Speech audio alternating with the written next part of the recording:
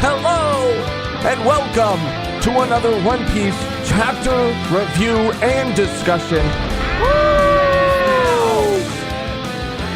Hope everybody's having a fantastic day today. Today we're here to talk, of course, about chapter 1113, Stalemate. We're back. We're back. Not for long, though. Incredible chapter, by the way. Not for long. I think there's another break after this. Are you being for real? Am I mistaken? I think there's another break pretty soon. I could be wrong, though. I saw something kind of like that. I saw something about a golden week. That's it. But I don't know. Please don't be maybe not after true. This chapter, but maybe there's like 2 more. Mm-hmm. I'm not sure. Let us know. You guys are the experts. Yeah, for real. It's good to be here. It's excited good to be here. To talk about this chapter. I'm actually very excited, extremely excited to talk about this chapter. I have all my thoughts organized and ready to go. And I just want to get into it. Again, I just want to welcome everybody who's here right now live. If you're watching this later, hello to you as well. But Money, Miss Sayana, Sun, Jin, Woo, Test, Batman for Real, Double B, Leslie P. I already said Batman for Real, but Grant. Oh, shooty. Oh, shooty. You know I got that strong right sound added to the soundboard after last week's chapter. Let's go. It's good. It's good. All right. Megan, I have a few things queued up this week. Okay. That I'm excited to unveil. Okay. Because we're coming in hot and we're coming in structured. That's right. We do things legitimately over here at Volume 1 Podcast. Wait, structure? Yeah. You don't know about that? You don't know anything about that. Yeah, you wouldn't, huh? That's fucked You up. wouldn't know structure if it freaking hit you across the face. I was talking about like Volume 1. Oh. Having structure. Not me personally. I was talking about you and your life. Yeah, you went really personal. I made it extremely personal. Yeah. Anyway, Megan, before we go beat by beat through the chapter, I would like to talk about our ups and downs. AKA ups being all the way up to Skypiea and downs being all the way down to Fishman Island. Megan came up with that, by the way. Did. It was cool. I was thinking cool. yeah. It's cool. It's cool. Like from the fields of Oklahoma, right, to the oceans of Santa Monica. It's like beautiful. Really separate places, but they both offer something. I like that. I like it a lot, actually. Yeah. Yeah, you really made my day with that one. Okay, so I have an up. Okay, what's up? I have an up. One of my ups from this chapter is that Usopp actually did something. Okay, he held his own against Ogura, saying it wasn't just Usopp, but it was the whole group, and that kind of ties in. Obviously I'm being a little silly, but it ties into another up from this chapter, which was the entire group protecting Robin, not just Usopp, Nami, Chopper as well. And Brooke, if you look closely, by the way, my man's Brooke, he chopped off Saturn's leg. Now, I don't know if that's going to really do anything or if that even really matters at all because it's just going to grow right back. But it's still cool as hell that my man got that moment. And it was off at the side, and that was almost a down. That it was off in the corner and shit. You almost didn't see it because he was off to the side of the panel, almost got Mike Wazowski. But he didn't. You could see it. It was there. And all like I said, to protect Robin, that was an up for me, for sure. What was an up for you, Megan? I would have to say the same thing. Okay. That was an up for me. Like Nami's visceral reaction to what Saturn was saying. Like, what are you even talking about? Like, what's happening right now? Like, no, everyone protect Robin. Like, that's the priority. And that's always been the priority because she's probably the most important character in One Piece ever. So yeah. I loved seeing them all come together as a crew. I feel like I always love seeing them all together. Sometimes, during the arcs, they're split up for so long. You're like, this is the crew. This is nice. Yeah, I mean, it was cool because I feel like in the past couple of chapters, everybody's been talking about, Sanji went up against, Saturn. Oh, Zoro is going up against Awakened Lucci, and they're doing this and that. And it's been like Sanji, Zoro, Luffy, and we love them, and we love to see them. But it was also really cool to get a moment where we see other members of the crew, and yes, they do exist, go up against a Gorosei, even if it was like all of them at once. Like Chopper was like under one fucking leg. Yeah. Brooke was slicing one off. Fucking Usopp was fucking, cocked back. Yes. Nami with the climate baton was, they were all handling business against one of the most powerful people or groups of people in the verse. And we had talked about that too, of like how that would look, I guess, when we were talking about the Straw Hats going up against the Gorosei at all. Yeah. It is something like this. It would be, Chopper, what is it? Chopper, Nami, Usopp, and Brooke. Yeah. Like 4-on-1. And Robin, then, if she wanted to do something, she could do something. Yeah, that's true. Don't forget that. She is just like shook that they're really there. She's like, what the fuck? I didn't get the memo. And also, Sanji is not alone in fighting Horseman. Right. That's going to bring me to a down, Megan. Good segue. Yeah. Okay. I need to go into a down. I need to balance the scales. Like give you an up, give you a down. My down for this chapter is that Sanji just can't let anyone else have anything, huh? He really can't, huh? He sees someone else having a moment. He sees someone else holding it down, protecting Bonnie, and he has to butt his fucking Diable Jambi, whatever the fuck, ass in. Okay? Chill. Not every chapter, not every moment has to be about you. Okay? It needs to be balanced. And I know that there's a balance. Sanji and Zoro equal. We're equal. I get it. I love it. But let's let Frankie have a second. Okay? Let's let Brooke have a second. Okay? Before Sanji just runs in. And that's why that other panel, I was so glad that it was the other Straw Hats defending Robin. And that Sanji didn't butt his ass into that situation.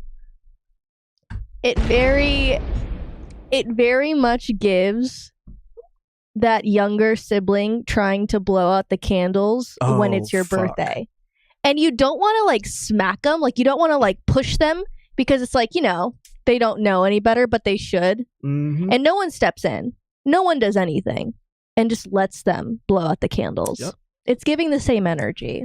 It's like when someone, let's just say a car salesman, for example, a car salesman, that earns money based on commission is in the lot, putting work in on a potential, buyer, selling them on every perk and addition they could get to this model. And then they step away to get the paperwork and someone else comes in and gets the sale on the back of all the work that other person did. You know what I'm saying? It's given that. And I love Sanji. I love him. But bro, you've had enough time. You've done enough. And Frankie had it. And here's the thing. He didn't even wait to see if Frankie had it. He didn't. He could have just let Frankie try. And then if Frankie got his ass beat, ass clapped, he could have jumped in. But he didn't even wait to see. Jumped in halfway through. It's a shame. It's a shame. It's a sham. It's a sham. Wow. Oh, I haven't heard that in a long time. Milo.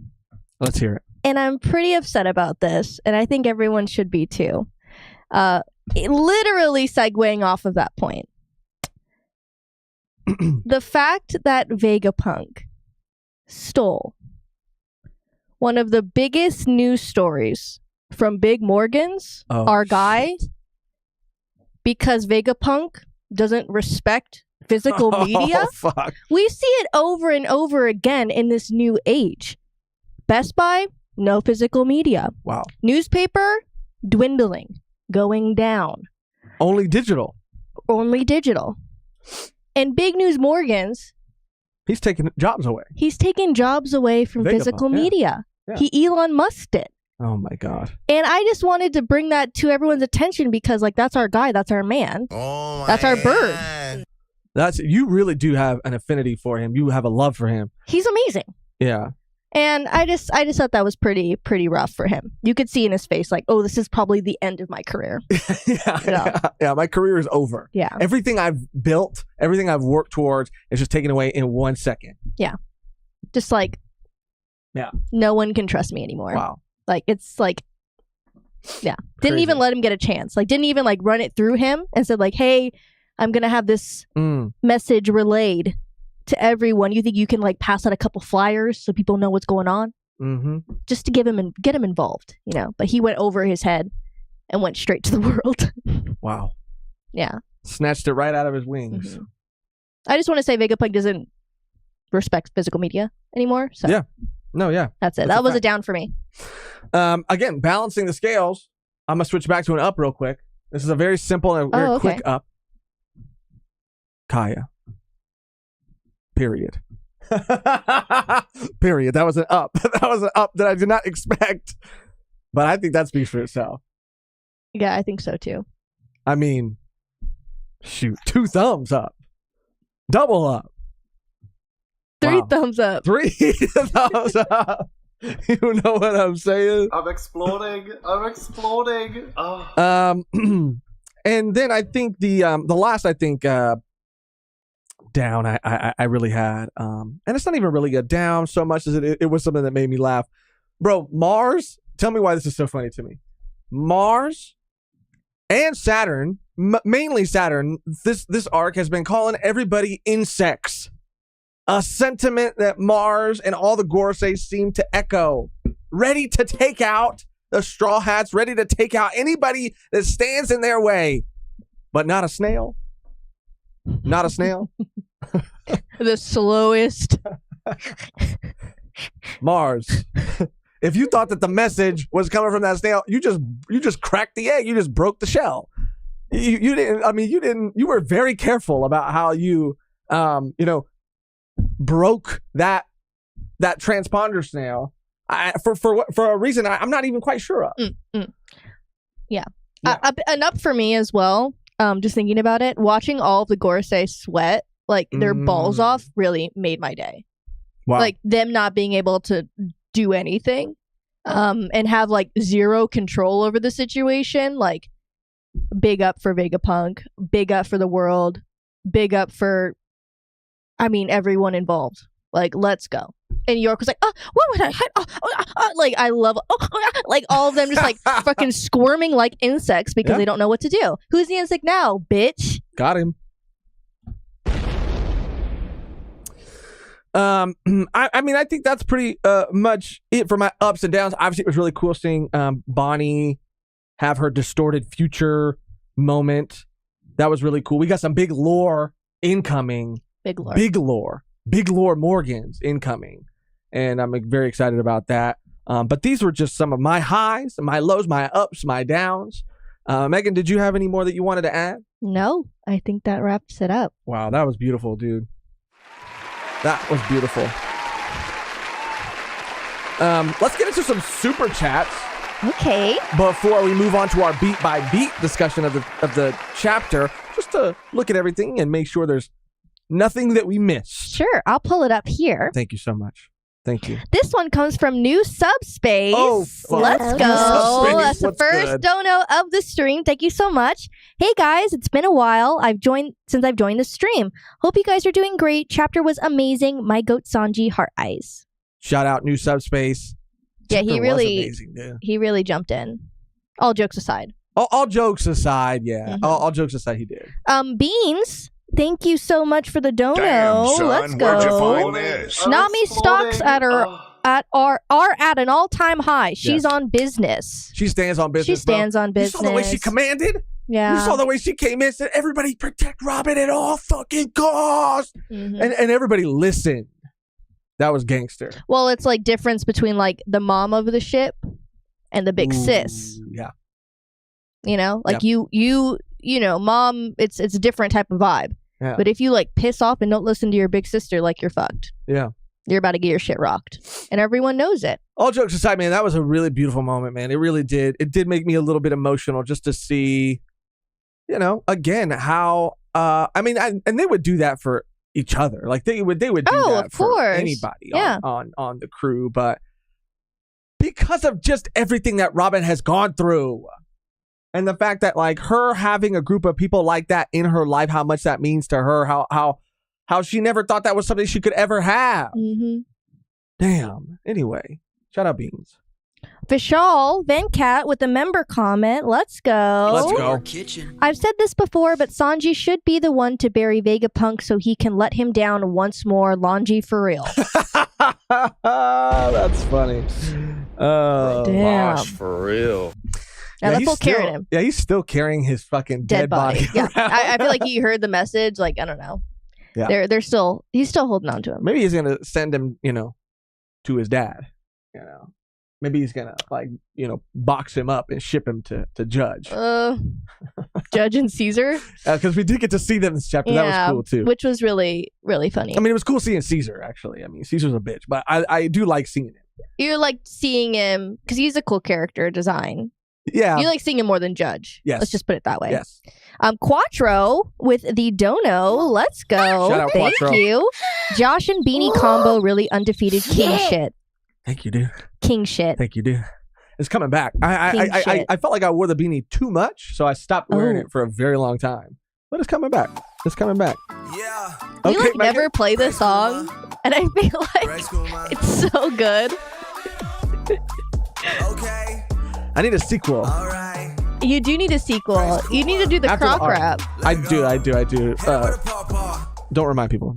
Terrence Matthews with the dono. Thank you, Terrence. Shout out. Last chapter, you said Luffy was using regular hockey. Red Rock uses Rio.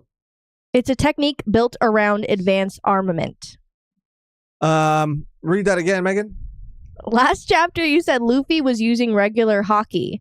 Mm-hmm. Red Rock uses Rio. It's a technique built around advanced armament. Did we say what he was using regular hockey? I did. You did? No, I said it's armament hockey. Oh. I mean, but I just was more so saying that it wasn't anything related to Gear 5. Like it wasn't anything related to that specific form. But shout out Terrence. Thank you, Terrence. Keeping me honest. Yeah. Keeping me honest. Oh, for Keep real. me educated. And educated. Yes. Thank you, Terrence. D LaJoy boy. Oh, Let's go. shout out. Love that icon. Need that Zoro figure. My 3 takeaways from this chapter: Frankie will merge with the Sunny. Momo not opening borders makes more sense with the reveal. And Brooke might have done permanent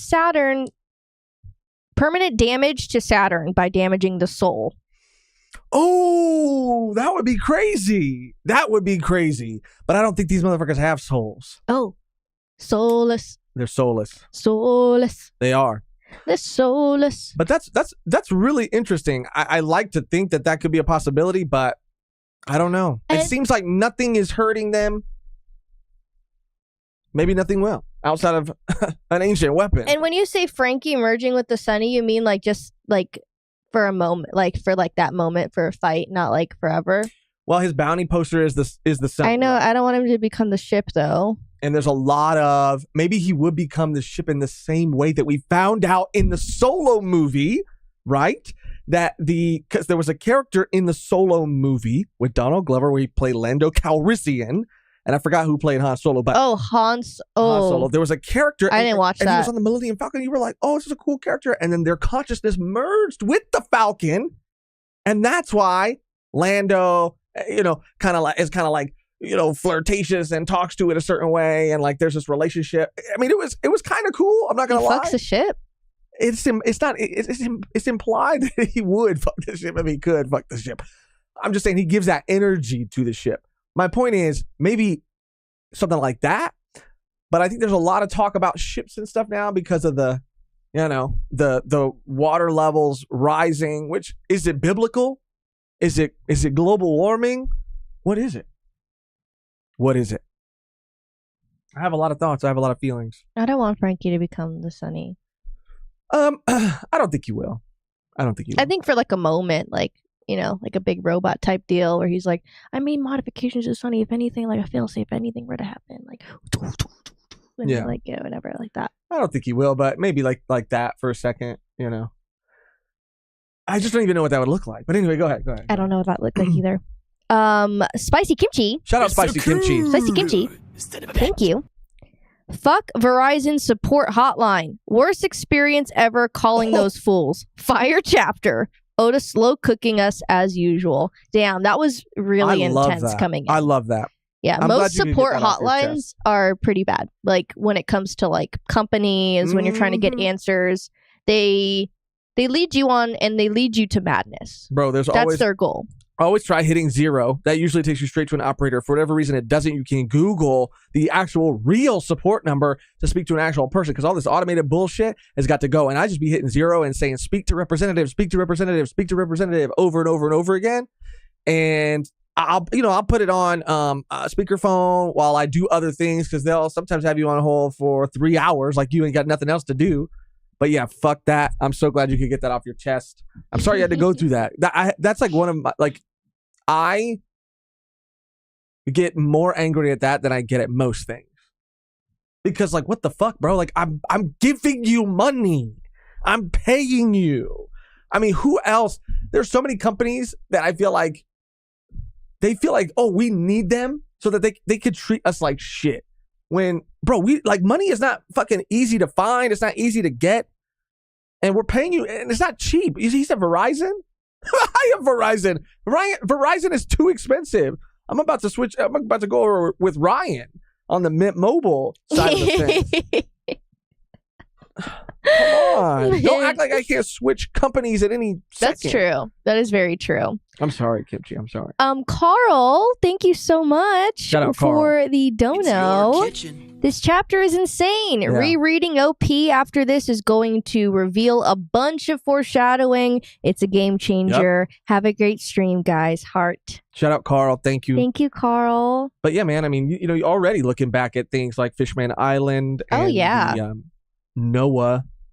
Looking back at, obviously Water 7. Yeah.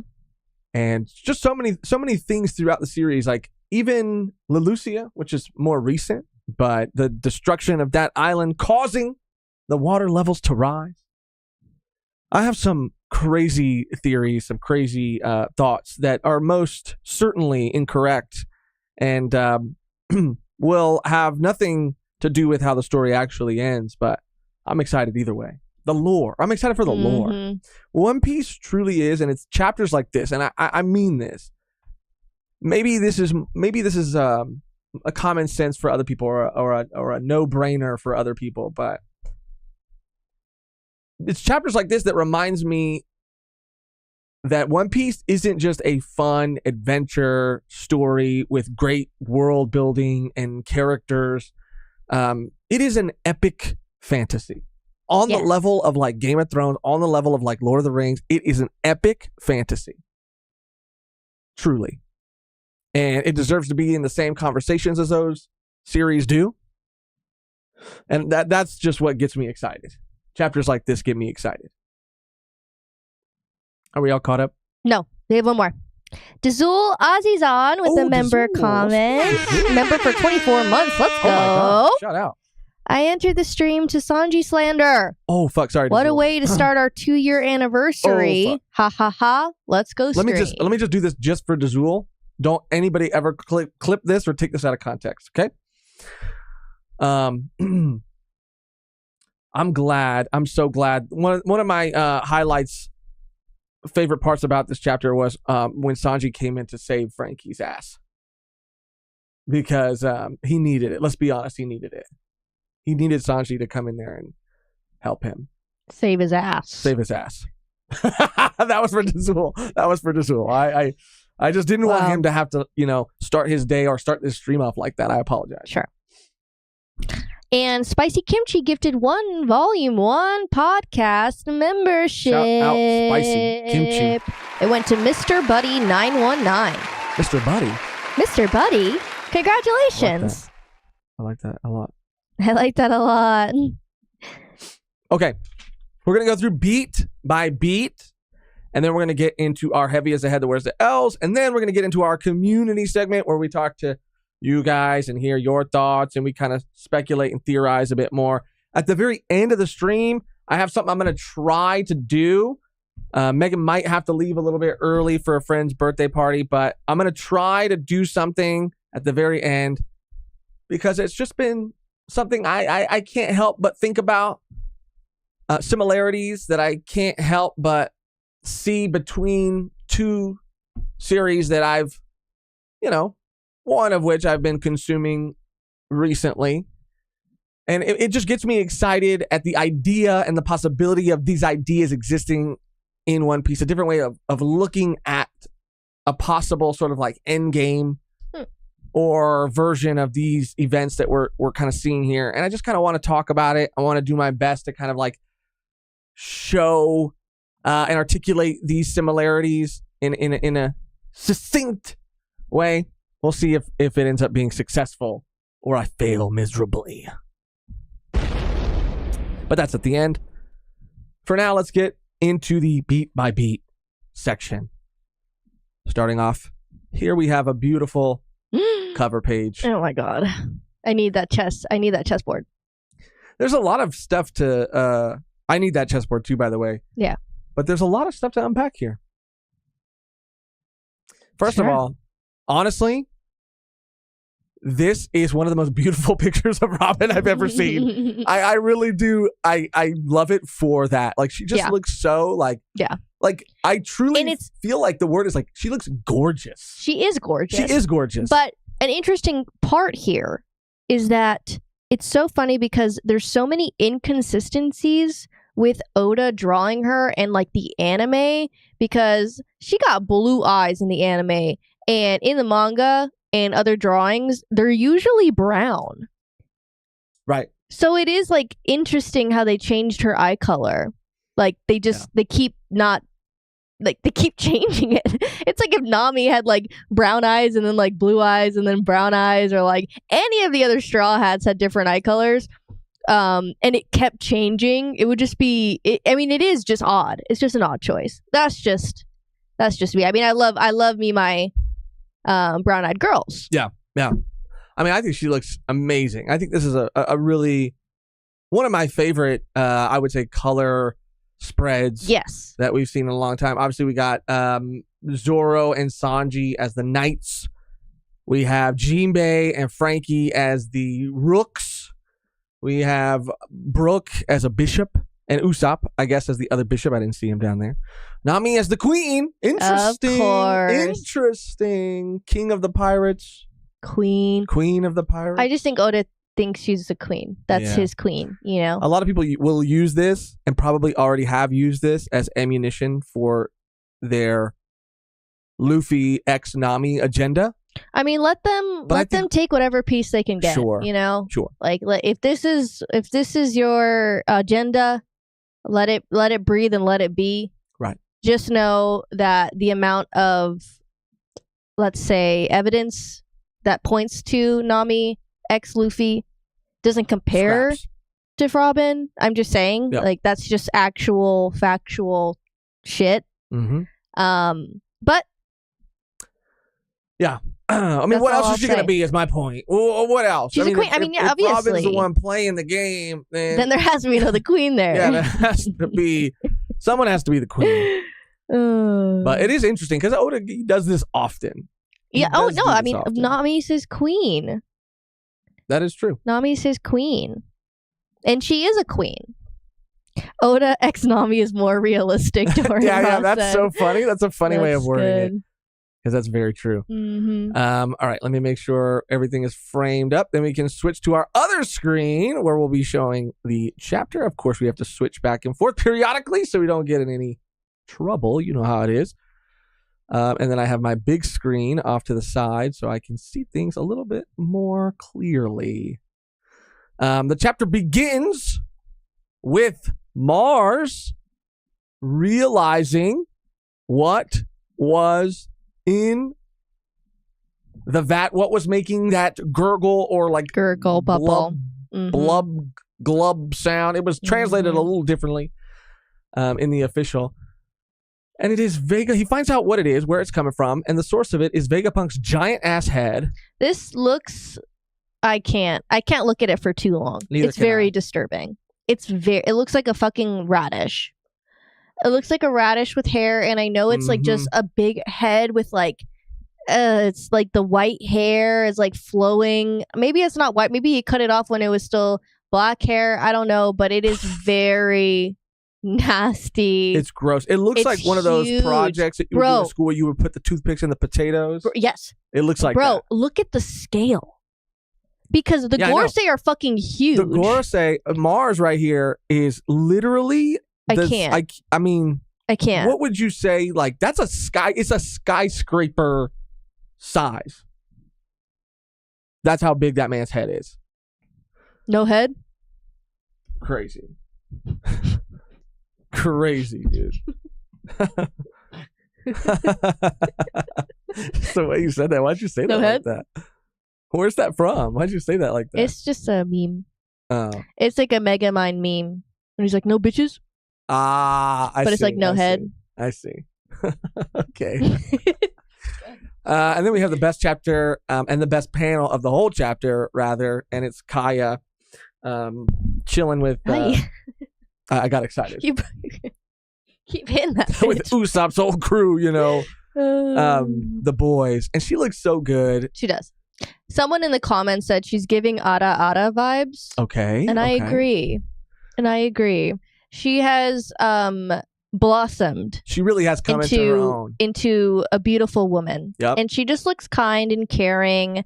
I'm loving the turtleneck dress or like shirt combo. The long sleeves that kind of go over her like hand. It's just very fresh and very lit. Yeah. And She kind of looks like Hachi Nana. she kinda looks like does kind of look Hachi-Nana. like Hachi Nana. Nana. Yeah. This is the second chapter that recently that we've gotten where we kind of cut around the world and check in on certain areas and Love certain it. people. But these are like the heavy hitters. These are like the A-listers. These are like the all-stars. A-listers. You know what I mean? Like, obviously the A-listers are the ones that are like in the story all the time, but like these are the all-stars, Sure. Like we get to see Kaya, we get to see Laboon, Crocus, we get to see like Caesar Judge. Laboon is cute. Mm-hmm. So crazy. And it's Mhm. also interesting. I do want to point out that I screenshotted it because I do think that there's going to be some significance to it. But obviously the water levels are rising. We'll get more into that as the chapter goes on. But there are a lot of people who are like coincidentally in a lot of places, I guess, that we are aware of that exist for like major, or not major players necessarily, but for people to be safe. For example, like Crocus will be fine, like living in Laboon, right? Like, I'm trying to figure out where they said Ray Lee was, but I mean, obviously in the sky, right? The Sky Island, Skypea, they'll be fine. Well, it's like Anybody on Zunisha? it like- could be like, yes, the water levels are rising, but it could be also the government, like the Gorosei is controlling that, obviously. Right. And it could be another Fishman Island situation where like literally Fishman Island, like people, I don't know, like adapted to their environment. Like over time, they like, I don't know. Yeah, I have a few thoughts about that too. I really do feel like it could potentially Evolution, be, it could be. Yeah, we'll get into it. We'll where get into it. everyone goes to Skypea. Right. I mean, I don't think that anybody's going to need to go anywhere necessarily. I do think that this is an issue that will be solved, but it is just kind of interesting, I guess. I'm going to switch off just for a second. We even cut back to we cut everywhere to where Chopper was training. We cut to like Vegapunk's hometown, and we see even people like talking about Frankie over there. We see where Chopper was. Yeah, where Chopper was. We see Hachinosu. Hachinosu is literally just like the Pirates of the Caribbean ride. Oh yeah, for sure. Like on like a whole island though. Like even the way they talk is so much more piratey. It's pretty funny. Yeah. How like Oda leans into that.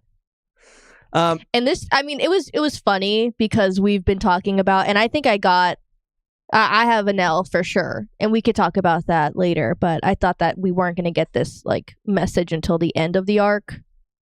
You know, the very end. Right. So that's an L for me. But throughout the chapter, like, okay, 30 seconds, 10 seconds. Okay, without further ado. And even the people listening are like, bro, spit it out. Yeah. I did not feel today, Junior. I did not feel like the fatigue from the like drawn out nature of Vegapunk's message and him stalling for time. I didn't feel it until this chapter where I was like, oh my God, just say it already. Like before I was like, oh cool, he's stalling. He's waiting for people to get shit hooked up. I get it. I'm with it. But don't say, all right, time's up. Here comes the message. So wait, before actually we get into the message and then cut around. I mean, this was an awesome chapter. I'm not saying that it like ruined the chapter, but it was a little frustrating. Yeah. It was a little frustrating. But yeah, Mars found out obviously that this was some sort of decoy, that this snail that we saw at the end of the last chapter, it is not the source of the transmission, which only further to me solidifies the fact that Dragon is the one with the real snail. 100%. York, okay, even later in the chapter is saying like, if I was me, which I am, or I am Vegapunk, like where would I entrust it? Who would I entrust it to? Yeah, where would I hide it? Who would I entrust it to? And I really do believe this proves that it is with Dragon. 100 million % on Kamabaka. Or Newkama. It's with Ivankov. It's with the Revs. Bet. I'll put that in the book. I'll put that in the book. But yeah, that's just me. I didn't like how he also stepped on the snail. Yeah, but he just like cracked the skull. I mean, the shell of it. The snail is fine. The snail isn't hurt at all. I just don't like him doing anything like that. Like, don't touch it. Yeah. I guess. Like, you just ruined his home. I guess. But that wasn't even his real home. That was just a fake. To find a new shell. No, he doesn't. He still has a shell. He's shellless. No, he's not. That's his shell. He still has a shell. No. It was a little fake housing that they put on top of. It's a shell of a snail now. Ay, ay, ay. Jesus Christ. Jesus Christ. Get some peace and quiet. All right, then we look at the Gorosei. They're fucking tripping. Yeah, they're tripping. They're literally tripping. And then they like show fucking them like Clover banning fucking shot. And they're like, oh, it's not a repeat. He intends to finish what he started. And I'm like, yup. I need to like so fucking like yup, fucking stand up. Guess who's carrying on Clover's legacy? This man. And y'all thought you could destroy it like you did O'Hara. Guess what? The books were still viable resource. They were saved. They were saved and transported to Elbaf. But I do think that to me again, I believe that wherever the Revs are and wherever we saw them with Kuma is where the transmission is coming from. That is why this snail is a decoy. And here, this line makes me believe that we will, in probably the next chapter, learn the name of the ancient kingdom. Because, okay, Clover was doing a lot, right? Finish what Clover started. He was doing a lot. And Vegapunk will carry that on. But what was he in the middle of doing, literally, right before he got shot down? Telling people or saying out loud the name of the ancient kingdom. So I do believe that if it's not in the next chapter, it'll be within this speech. Which is funny because like, what are they going to do? Nothing. He's already dead. Shit. He's already dead. What could happen to him? What is the threat? Yeah. Death doesn't even scare him now because he's already gone. You can't do shit. Now check it out. I just had that's true, by the way. And another thing that was mentioned, and I'm a little all over the place because of just like how many times I felt like certain lines like gave context to like certain things being possibilities, things that we've been talking about for the past couple of weeks. Because Mars even said when he saw Vegapunk's head, something about that man's consciousness. He said, like, is your consciousness even here? Or something like that. Like, your body is dead, but he like mentioned his consciousness. And I'm very curious to see how it's translated in the official. But that could then mean that, like, what we are seeing is Vegapunk's consciousness, like we've speculated in the past. Like, it's not just a pre-recorded message. I mean, it still could be that. But I don't know. It gave a little bit of merit to that possibility. If York does put 2 and 2 together, though, and here's another thing I just thought of, and realize, like, oh, fuck, I might entrust Dragon. I might entrust the Revs with, you know, the actual source of the transmission. If there was a way for them to discern the location of the Revs, theoretically, they could just fucking satanic pentagram, you know, transport themselves, teleport themselves there. So they could, the Gorosei could be up against Dragon like that. If they know or can find out like where they're at, where their base is at or currently. Mm-hmm. If York like cracks it. If York cracks it, I mean, maybe there's a way to like, I don't know how they would even do that, but like Kuma came from there, and maybe there would be some way for them to like, I doubt that highly, but it's just insanity, dude. Insanity. But I do think we're going to hear the name of the ancient kingdom by the end of this message, 100%. I did just want to shout out Batman for Real with a donation. Thank you, Batman for Real. Shout out Batman for Real. It's so cool. Chapter 395, page 8. Saturn says the line that Robin remembers. Stuff like that blows my mind and reminds me of how much of a genius Oda is. Yeah, absolutely, man. Absolutely.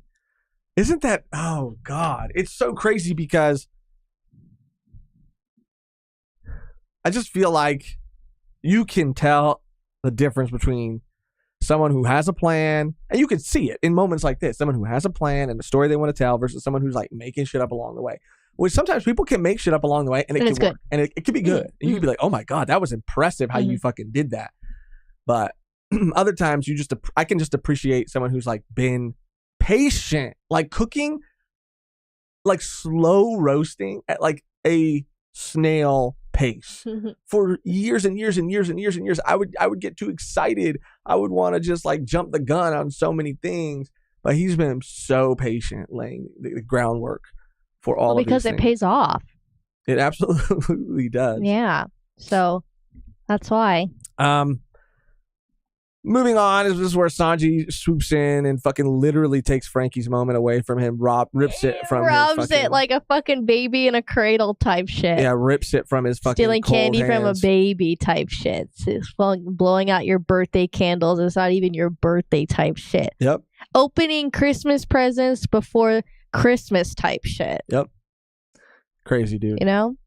And we get a fucking huge panel. I mean, when Frankie was literally, he's like, "Get back, Bonnie." This is Frankie. "Get back, Bonnie." And then, bro, look at Sanji like, yeah, and Sanji's like, "Not on my fucking watch." with fucking Vegapunk's big ass on him. Yeah. Out of the way, Frankie. And then fucking boom. Boom. Could have been Frankie. He's doing it with a fucking Vegapunk's corpse over his shoulder too. It's so funny. What was crazy though is like, I love this line from him too. We're not just going to cut you some slack because you're senile. I mean, I say that to Josh all the time. Okay. Chill. I was looking for a sound, but there's really none. It was too late. You could have just done an explosion. Bro, but see, for real. See what I'm talking about? He's losing it. He's losing it, guys. This is a pirates fight, you geezer. Interested to see the translation there too in the official. But I just thought that was cool. I thought that was funny. I call him fucking old. Like, that's the best ammunition you could ever do. You know, like, you say anything to me, like, I'm just gonna call you old. It does hurt. Yeah. It gets people where if they're being an asshole to you and they're older than you, it's just always like just a little dig. You know? Yep. So remember that. You can't regenerate from emotional wounds. You can't. Maybe that's what he's doing. That's what he's doing. That's what he's doing. Yeah. This is one of the craziest panels, I think, too, by the way, in the chapter. Because it is because Vegapunk's flying. Like, his dead body's being flung around. I didn't even notice and it's that. really, really disrespectful. That is super disrespectful. Yeah. Well, like, he's getting chomped by the fucking Kelpie. Well, bro, I mean, it's so wild because, like, Sanji is kicking this man. His head is on fire, but he is at the same time that his head and body are on fire. He's like regenerating into his like awakened fucking whatever fucking animal form. Yeah. And it's like coming out of his chest while his body is still like, I don't know, dude. He's not horsing around now. He's definitely not horsing around. No. Crazy. But I did not notice that Vegapunk's like, what? Like his fucking dead body is. Yeah, he's not the one screaming. No. Because he's dead. It's Sanji. Meanwhile, he's talking to like the fucking world and shit. He's like, I know. It's like the definition of like people like not handling a burial properly. Oh yeah. You know, like a coffin, and they drop the coffin. Yeah. What was that? I think you should leave. Sketch where they're like called like coffin crashers or something like that. What was it called? I forgot. Oh my god, that was crazy. But yeah, as the chapter goes on, this is where we see. Let me get back on track. Sorry about that. The message is still going. We see Bonnie use her distorted future ability, her devil fruit ability, give me a giant-ish future. This was really cool. Just to see her back in the mix. Doing shit, handling business. Yeah. She was getting emotionally fucking thrown around. She was. And she needs to put out that energy and put out that anger. Yeah. You know, she needs to let it go and fight. This was interesting too. We see a lot of characters. I mean, we see Caesar and Judge, first of all. Who is that on the top?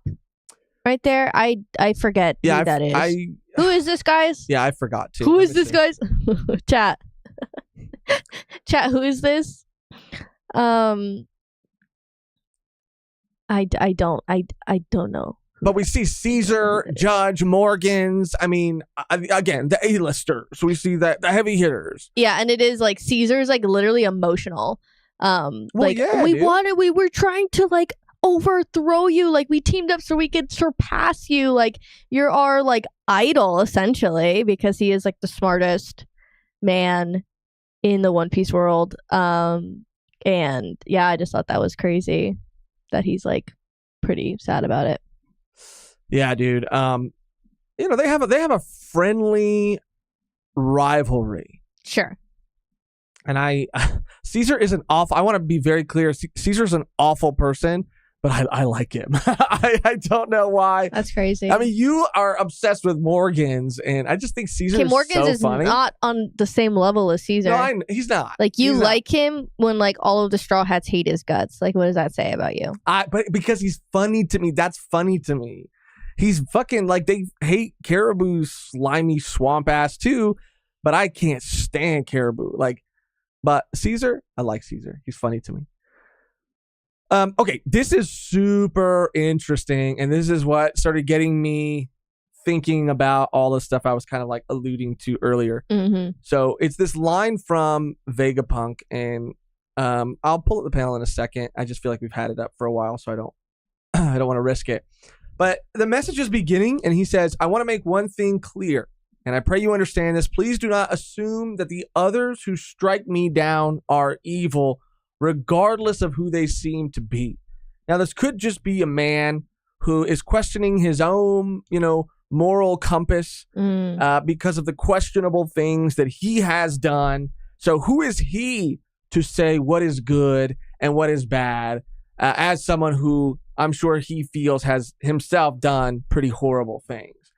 But it could also be that there is a reason for the Gorosei, for Im, to be doing the things they are doing. It might not just be the destruction of the world, or if it is the destruction of the world, there could be more to it that we don't understand yet.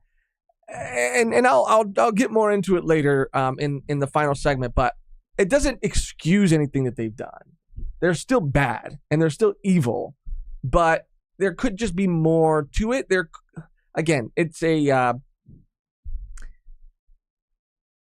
I don't know how to say it without giving things away, but it could be a more nuanced sort of like thing, a more gray sort of like thing, an Osmondius Watchman sort of thing, if that makes sense. I'm not saying that again, any of that would excuse them. But like the Osmondius Watchman thing, like he pretty much like summons a giant alien to destroy a city and like it kills a bunch of people. Well, there is a theory about the Gorosei. Actually, I think I don't know if it's true or not because like Civ posted it. I don't know if he was trolling. But I had, let me try to find it on Twitter. But pretty much saying like they're the good guys. Like it's like, oh, remember you get to Codename Kid Next Door, the neighbors. Do you remember? Oh, right. Like them being actually good. Right, there was like a picture of them like being the good guys and then they were like brainwashed or whatever by father. Right. And I just that's thought that crazy. Was actually, cool. That's actually pretty funny. And whether he's trolling or not, I like it. I knew. I was like, I need to show Josh this. Let me see if I can find it because yeah, it was pretty good. No, but that Osmondius Watchman thing, he summoned the alien, killed all those people in that city. But it was because the doomsday clock, the world was like inching closer to like a global war. Yeah. And so he did that to unite the world against a common evil that was an alien that was another race, a species of something beyond our world. So it united humanity. So there was this big moral question of like, if it's to save more people, is it okay to, you know what I mean? It's the fucking railroad shit. Yeah. You know, like if you switch a whatever, you kill as many people or that many people, whatever. You found it? Yes. You bookmarked it? Yeah, I bookmarked it. But yeah. Okay, let me pull it up. I don't know. I think that there's a lot of significance in that line. Bookmarks. Okay, here it is.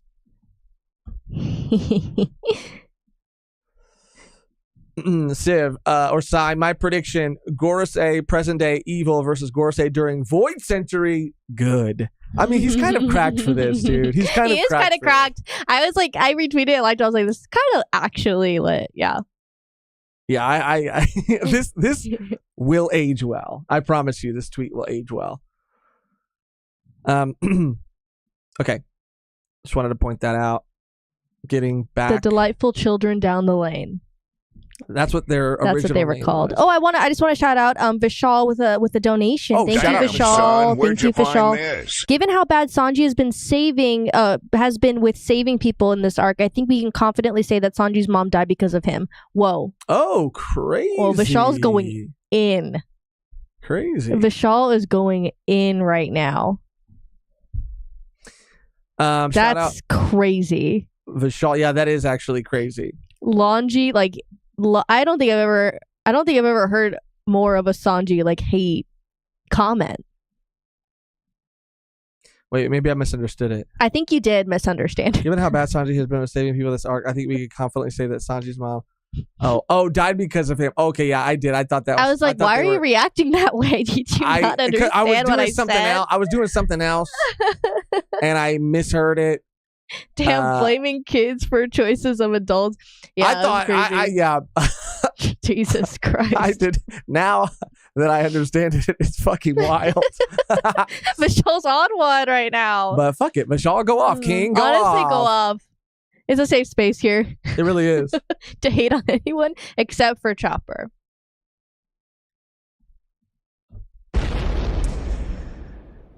Anyway, let's get back to the chapter. Okay, here's what a lot of people are using as ammunition for another thing being disproven. So Vegapunk's message continues. I do not intend to discuss right and wrong here. I am not qualified to judge such things as I do not know nearly enough about him in any case.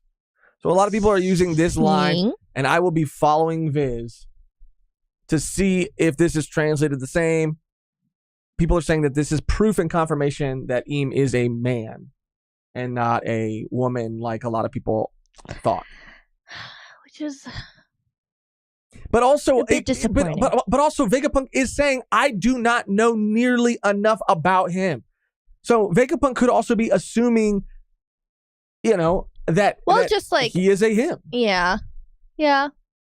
He's. It would have been cool if they just know. kept it like them though until the reveal. And Viz might translate it that way. They We'll might see. not though, but we'll see. Either way, I don't think this means one or the other. I just think it would be kind of fun if Eam was. It doesn't really matter. No, it doesn't at all. It doesn't At all. But I just thought it'd be fun if Eam was a woman. I did like that It'd be idea. fun. Yeah, it'd be fun. I like that. Define fun. Why would it be fun? Because it's something you don't see often. Number one, A woman villain? like of this scale.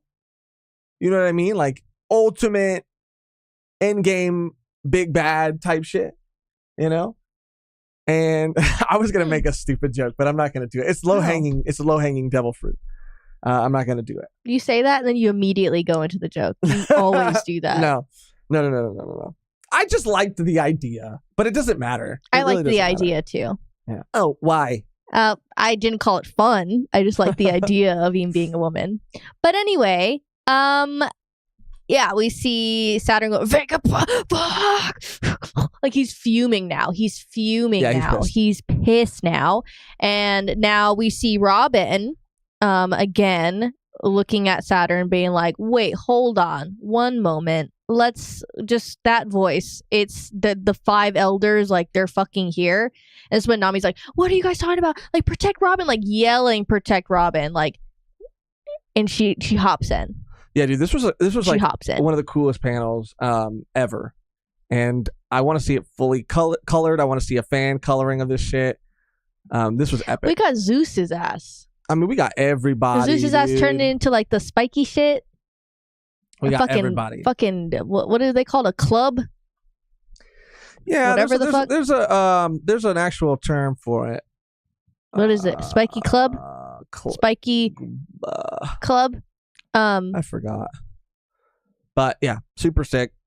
Even York. Okay, I want to. I mean, even a Chopper is going fluffy. I forgot that. Which I think is his guard point, but it's still guard super. point. It's still super cool. Like I said, like he's literally stopping. They're all stopping one of his legs. Chopper stopping one. Nami is stopping one. Mm-hmm. Usopp is stopping one, and Brooke is fucking slicing one off. Like this is crazy. It's so cool to see them do this.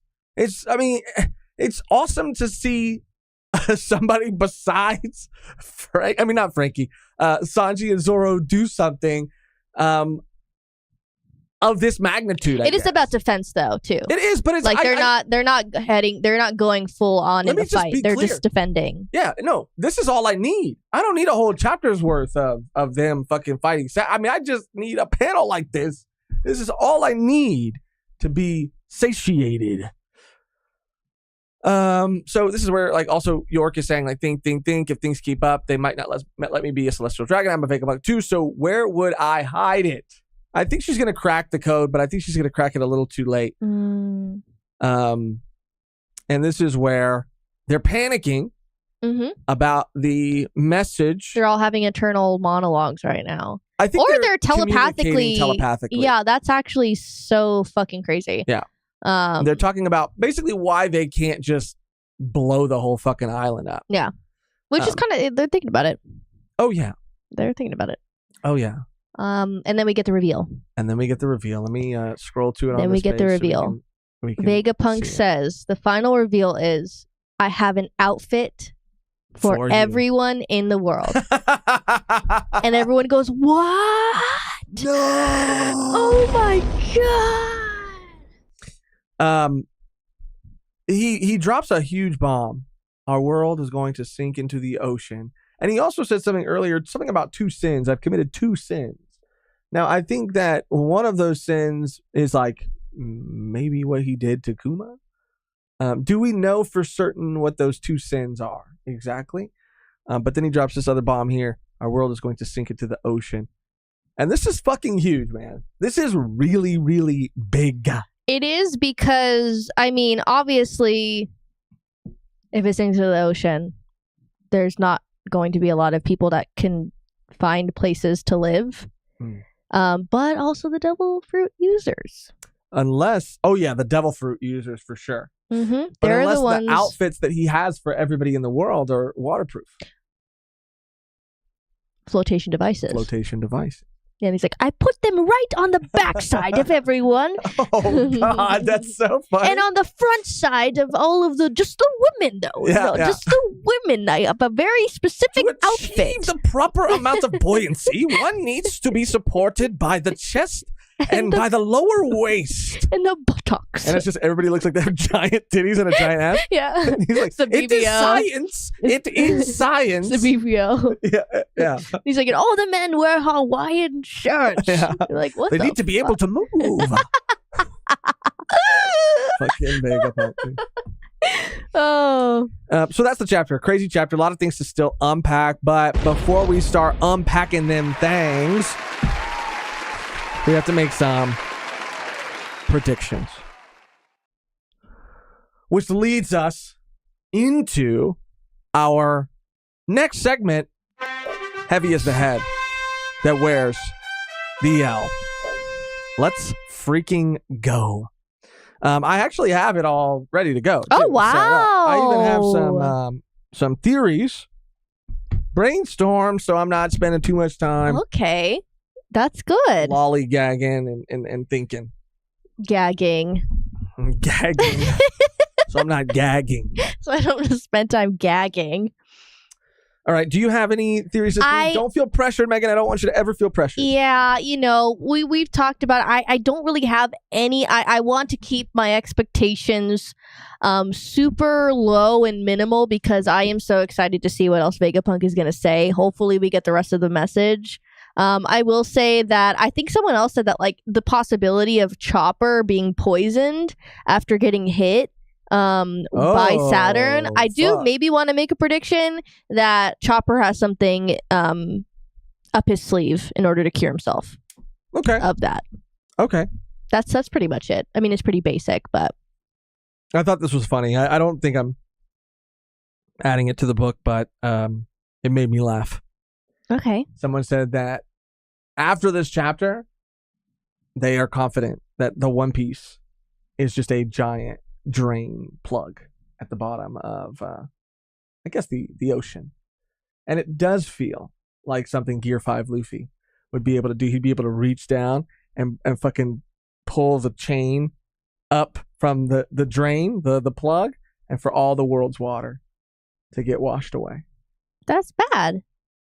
No, I mean, but like it's like too high right now. It would return the water to like the normal level. proper level. Yeah, I like it. It's goofy. It's not. I'm not writing it down. No, I think it's goofy too. I think it has to be something goofy, I don't know. because I mean, it's making people laugh. Yeah, I mean that's true. That is true. But again, the One Piece is a knock joke. that's funny. I think we've talked about it before too.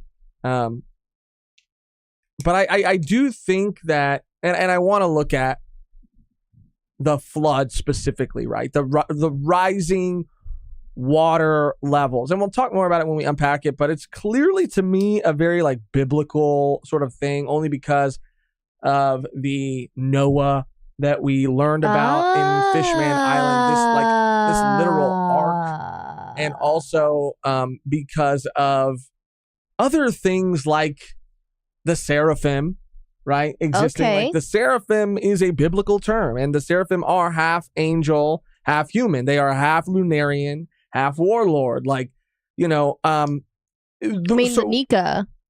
Right. I mean, just like gods in gods, and it could be like Gilgamesh, floods. Yes. Like Gilgamesh. So there was a flood interpreted in Gilgamesh that was caused by the gods because humans were too loud. They were just making too much noise. They were getting too big for their britches. Which is kind of what the Gorsei and Eam are thinking about the world right now. Right. They're getting too hasty. They're just learning too much.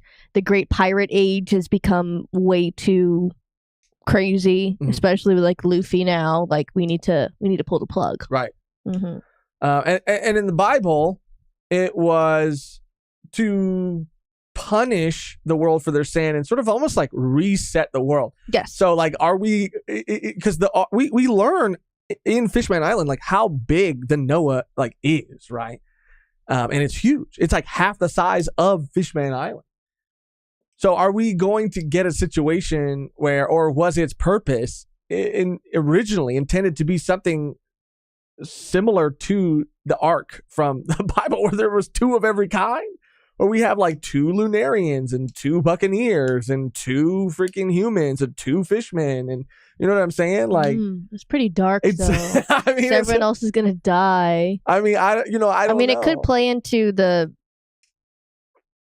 It could play into. The destruction of Fishman Island. That's prophesized. Well, I definitely think that if it's actually literal and not metaphorically liberating them or like destroying Fishman Island, right?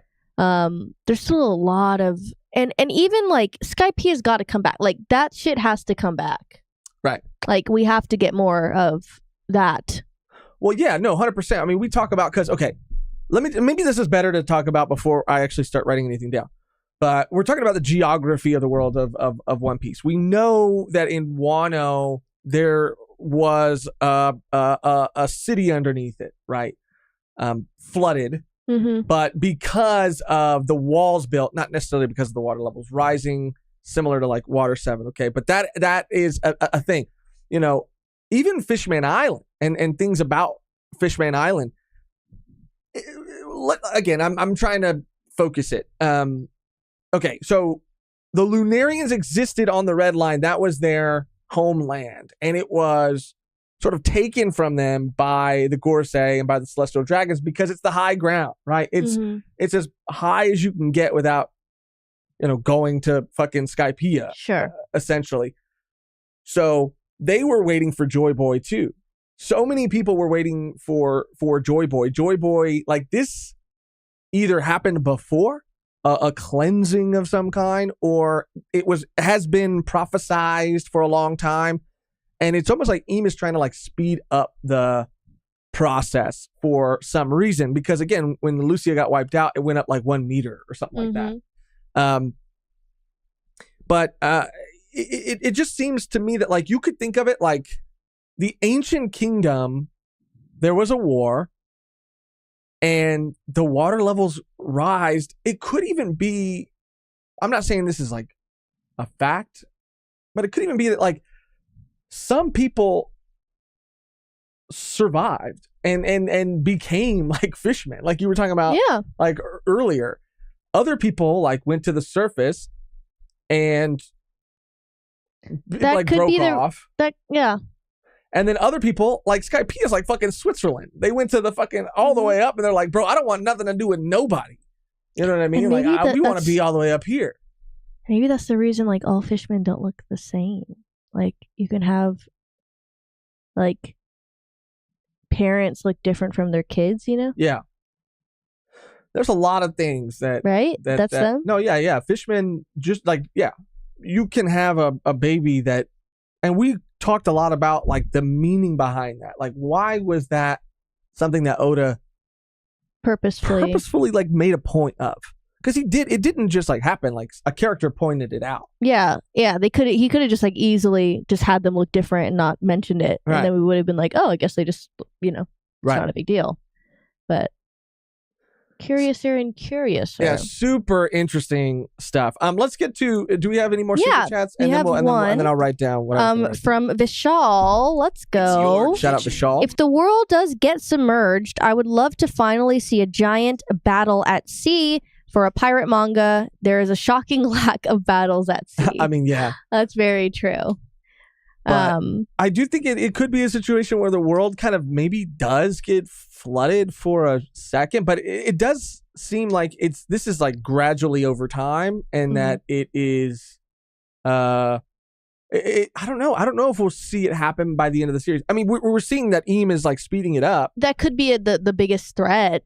But it's like maybe a looming threat in the background kind of thing, right? Well, looming, but like at the forefront. Sure, I mean, like it's like becoming more urgent. yeah, like I mean, like the whole finding the One Piece Blackbeard versus Luffy, like everyone's gonna have to team up together in order for this, because this is not good for anyone.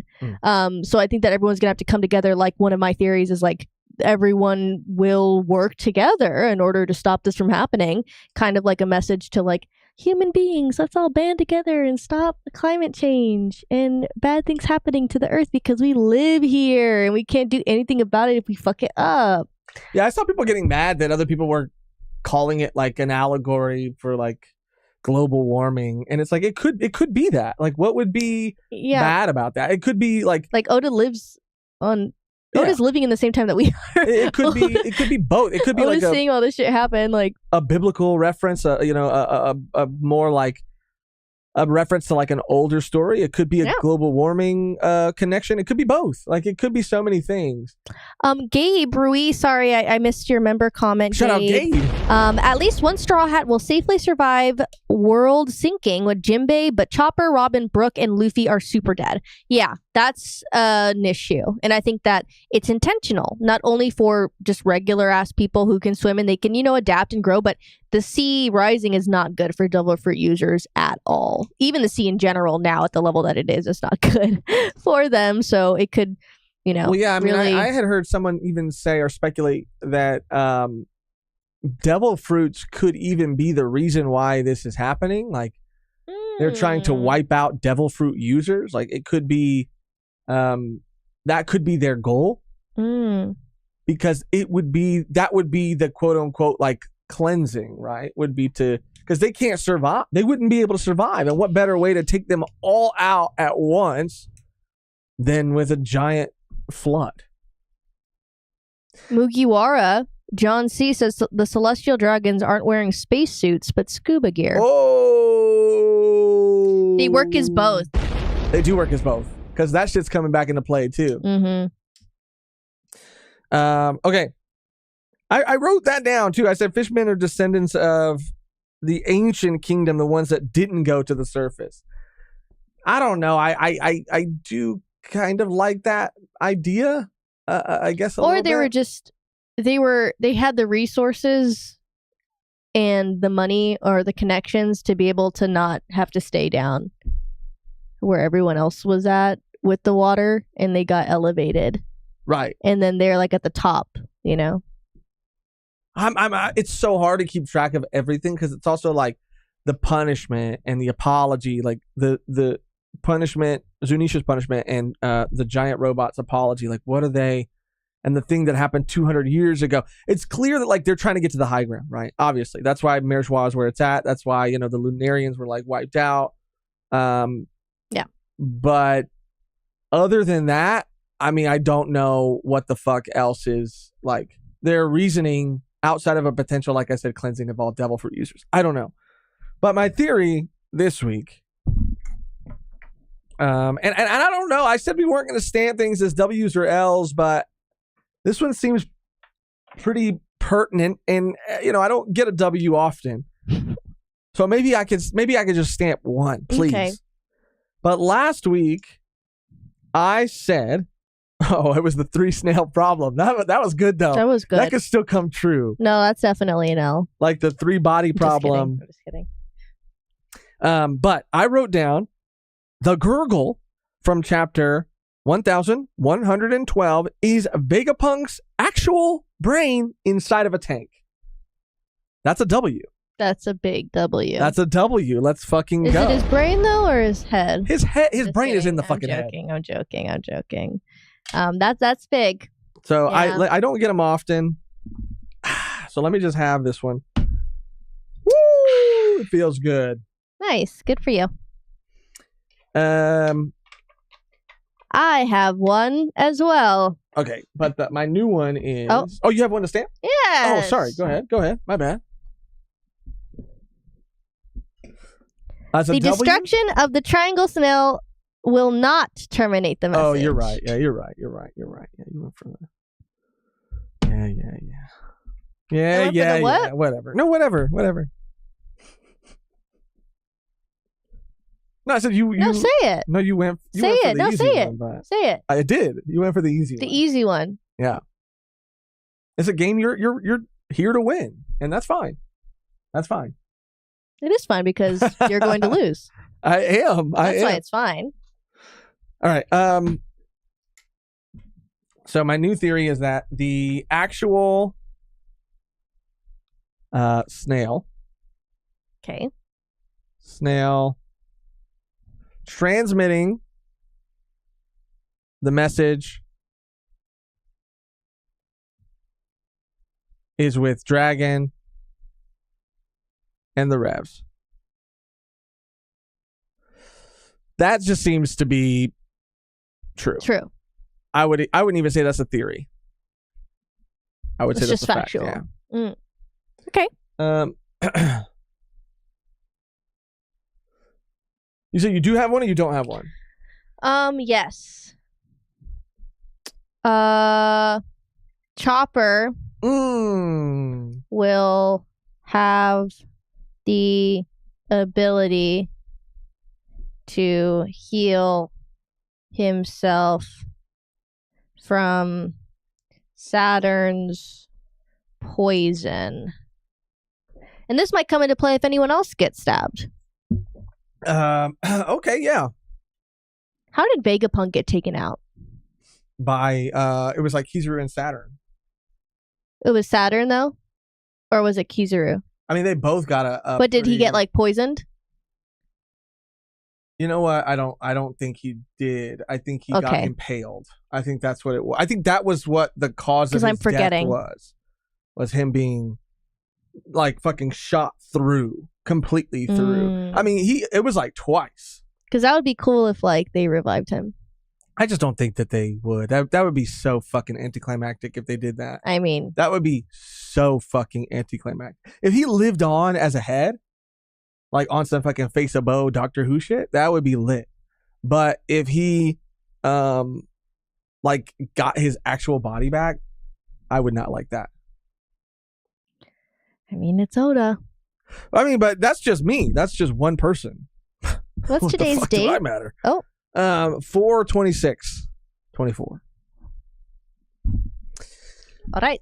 And I'm just gonna write this down because again, okay, again, these are all things that got me thinking about this comparison that I'm gonna make later. Other people were speculating that it was an old theory, but now it's holding some weight again. That it could be that during the original fight between the people of the Ancient Kingdom and the Gorosei, that it was a fight so crazy that it tilted the actual axis of the world, causing the tides themselves to change and the water levels to rise. And something, whether it's the ancient weapons or the One Piece, will be something to put the world back into its proper place, to set the world straight, to set the world and make the world right once again. I like it. It's cool, but I don't know if I want to write that one down. I am going to write down this one though, and we'll see. Fishman. Okay. We will learn 100%. Let me just do this one first. I'm going to say in the next chapter, we will learn in the next chapter, which will be chapter 1114, the name of the Ancient Kingdom. Now, I could say that we would learn it in the message, but I like making it hard for myself. I like to keep my title as, King of Elves. And I'm going to put fishmen are descendants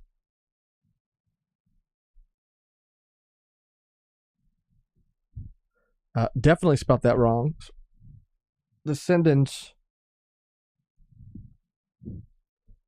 of the Ancient Kingdom.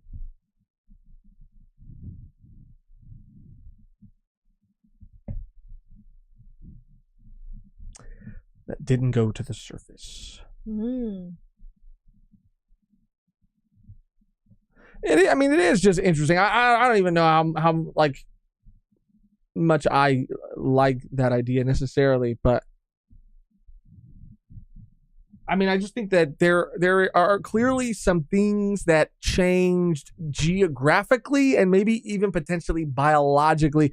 It could even be, or genetically, it could be a world that already had a lot of these crazy sort of like species that inhabited it, or it could have been that the events of this like war like caused these sort of branches of species to like sort of like diverge, I guess. I don't know. These are, these are just thoughts. Okay. So I'm going to read mine one more time. You read yours one more time, and then this will conclude our segment, or this segment. So the first one I have is the actual snail transmitting the message is with Dragon and the Revs. The other one I have is we will learn in the next chapter, chapter 1114, the name of the ancient kingdom, and the fishmen are descendants of the ancient kingdom that chose to not go to the surface. Megan, if you would like to read yours. Chopper will have the ability to heal himself from Saturn's poison. Go off. Go off.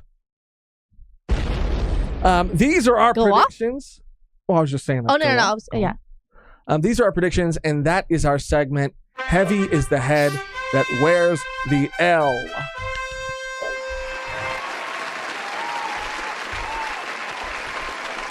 Let me put this away.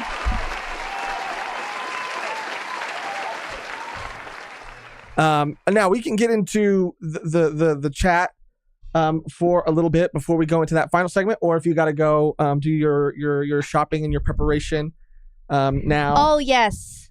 Okay. Yes. I just wanted to make sure. Yeah, Megan has a very dear friend of hers birthday party to prepare for, so she's going to be heading out a little early. Everybody wave bye to Megan. Bye, guys. Thank you for stopping by.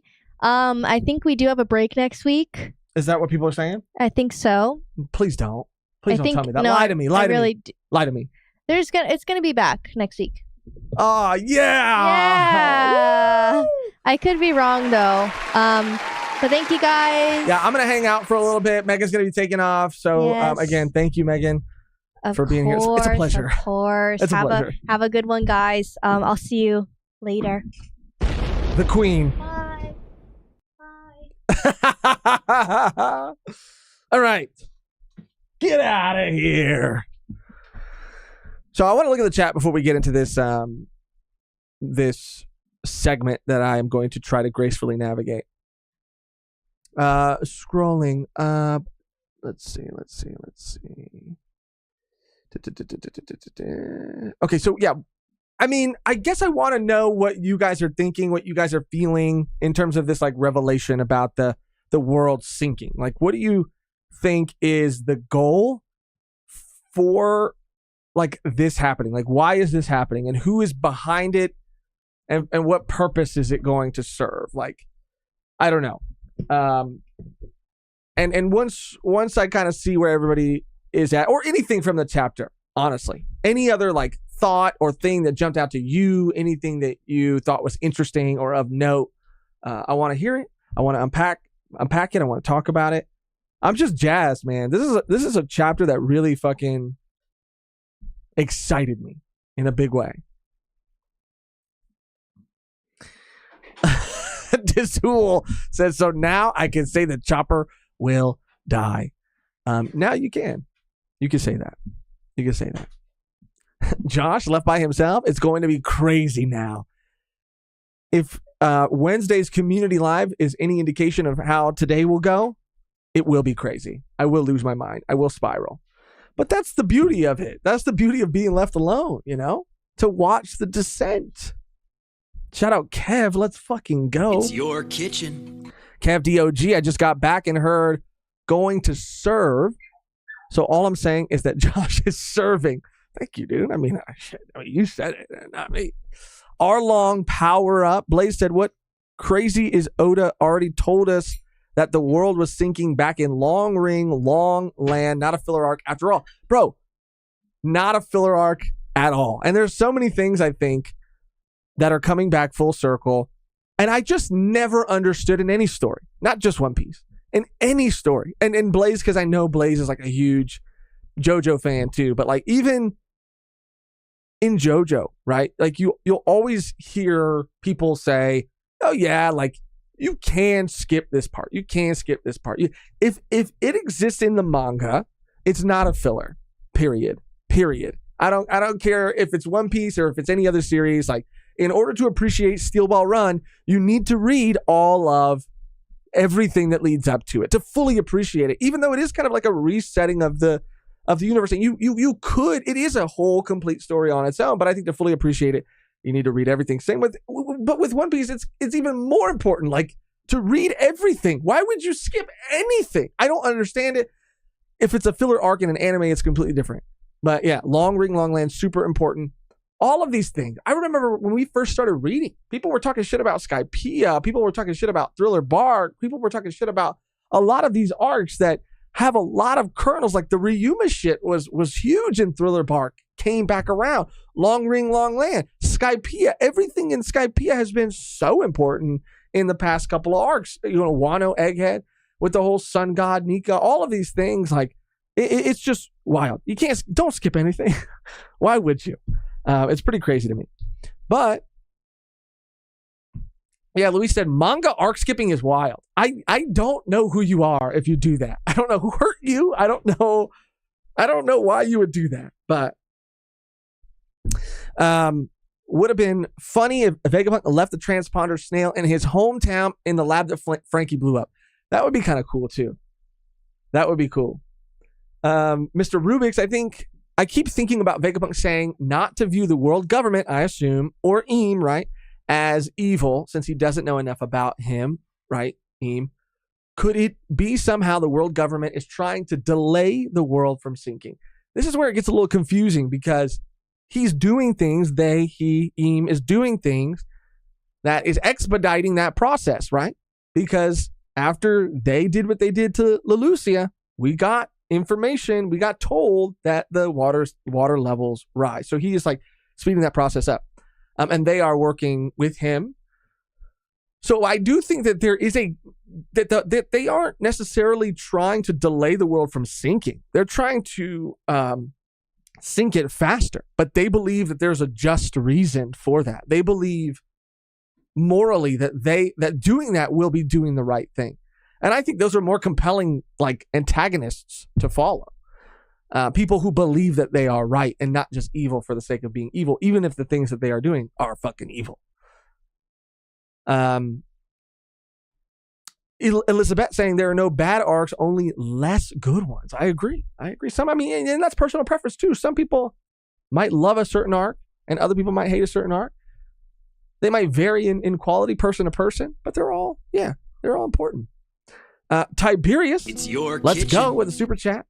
We are supposed to read? I just look at pictures. Still not a fan. You can honestly just look at the pictures too. And that would be cool, dude. That's a video. Bro, see, Tiberius, you want a YouTube video idea? Because Tiberius has given us so many really, honestly, genuinely great YouTube video ideas. Here's one for you, right? Here's the thumbnail. Here's the title. I didn't read either One Piece or like another big series, right? I know, you're caught up on like JJK and things like that, but like I'm trying to think of another big series. Let's just say Naruto, right? As an example. I didn't read Naruto. I just looked at the pictures, and here are my thoughts. And you just you do a series where you review manga without having read a single word and see how much you actually like are able to pick up on how much you get right. That's a fucking banger video series right there. Brandon King V1 podcast. What if the ancient kingdom is the kingdom of all blue connecting the fishmen? I did hear that as well. I like that. Blaze said, I feel like the five elders aren't evil as much as they're motivated by some sort of information that we don't have. Exactly. Remember in Fishman Island, Luffy was predicted to destroy the whole island. Yeah. And I still think Dragon Ball, but no dialogue, Mr. Rubik. But yeah, dude, I do think that it's something similar, right? And even with Luffy destroying the island, we've talked about it being a possibility that like it's not destruction in the sense that like he is destroying the livelihood of the people of Fishman Island. Like, it could be something he's doing for them to better their life, but it just happens to also cause the destruction of Fishman Island. You know what I mean? It could be like a technicality or whatever. Kev said, genuinely a banger. We'll try it. Vishal said, doing that for Hunter x Hunter would be a nightmare. That manga is like 80% exposition. If I hadn't already watched Hunter x Hunter, I would try it. I'm going to try it with a series I've never read before. Okay. All right. Humor me, guys. I wrote everything down. And I just want to share this. I don't think that it's necessarily true, but I do think that for me personally, thinking about the story this way, comparing it to this other series, made me and makes me think of things potentially being different. Looking at the end of One Piece a little differently, and I guess like trying to see the potential like nuance in like good versus evil, the hero's journey, like all of these things, right? So what I will be comparing One Piece to, and not because they are similar, but because of certain ideas and a feeling. I'm going feelings, not facts here. Feelings that I get from both. I'm going to be comparing the Mistborn series and One Piece. I know. That's going to mean spoiling some things for the Mistborn series if you haven't read it. But I really believe that there's some really interesting concepts here that could be applied to One Piece. I mean, could I be reaching because this is a series that I just finished reading? I mean, the initial trilogy, the first, second, third book. Yeah, sure. Yeah, I'm reaching. But these are two things that I love, and I want to kind of draw some parallels to, again, as like a mental exercise, like I said, to think differently about how things could end, right? Or the direction they could be going.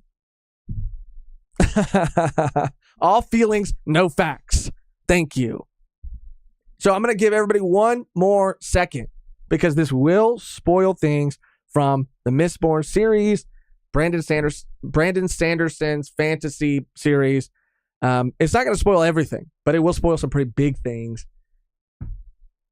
Gavin said, hey, okay, Gavin. So Gavin, shout out Gavin, by the way. Let me give Gavin his sound. I'm exploding. Oh, Vishalis with the roasts. Mistborn, more like Miss Boring. Wait till you hear the argument. And Gavin, shout out. Thank you for being here.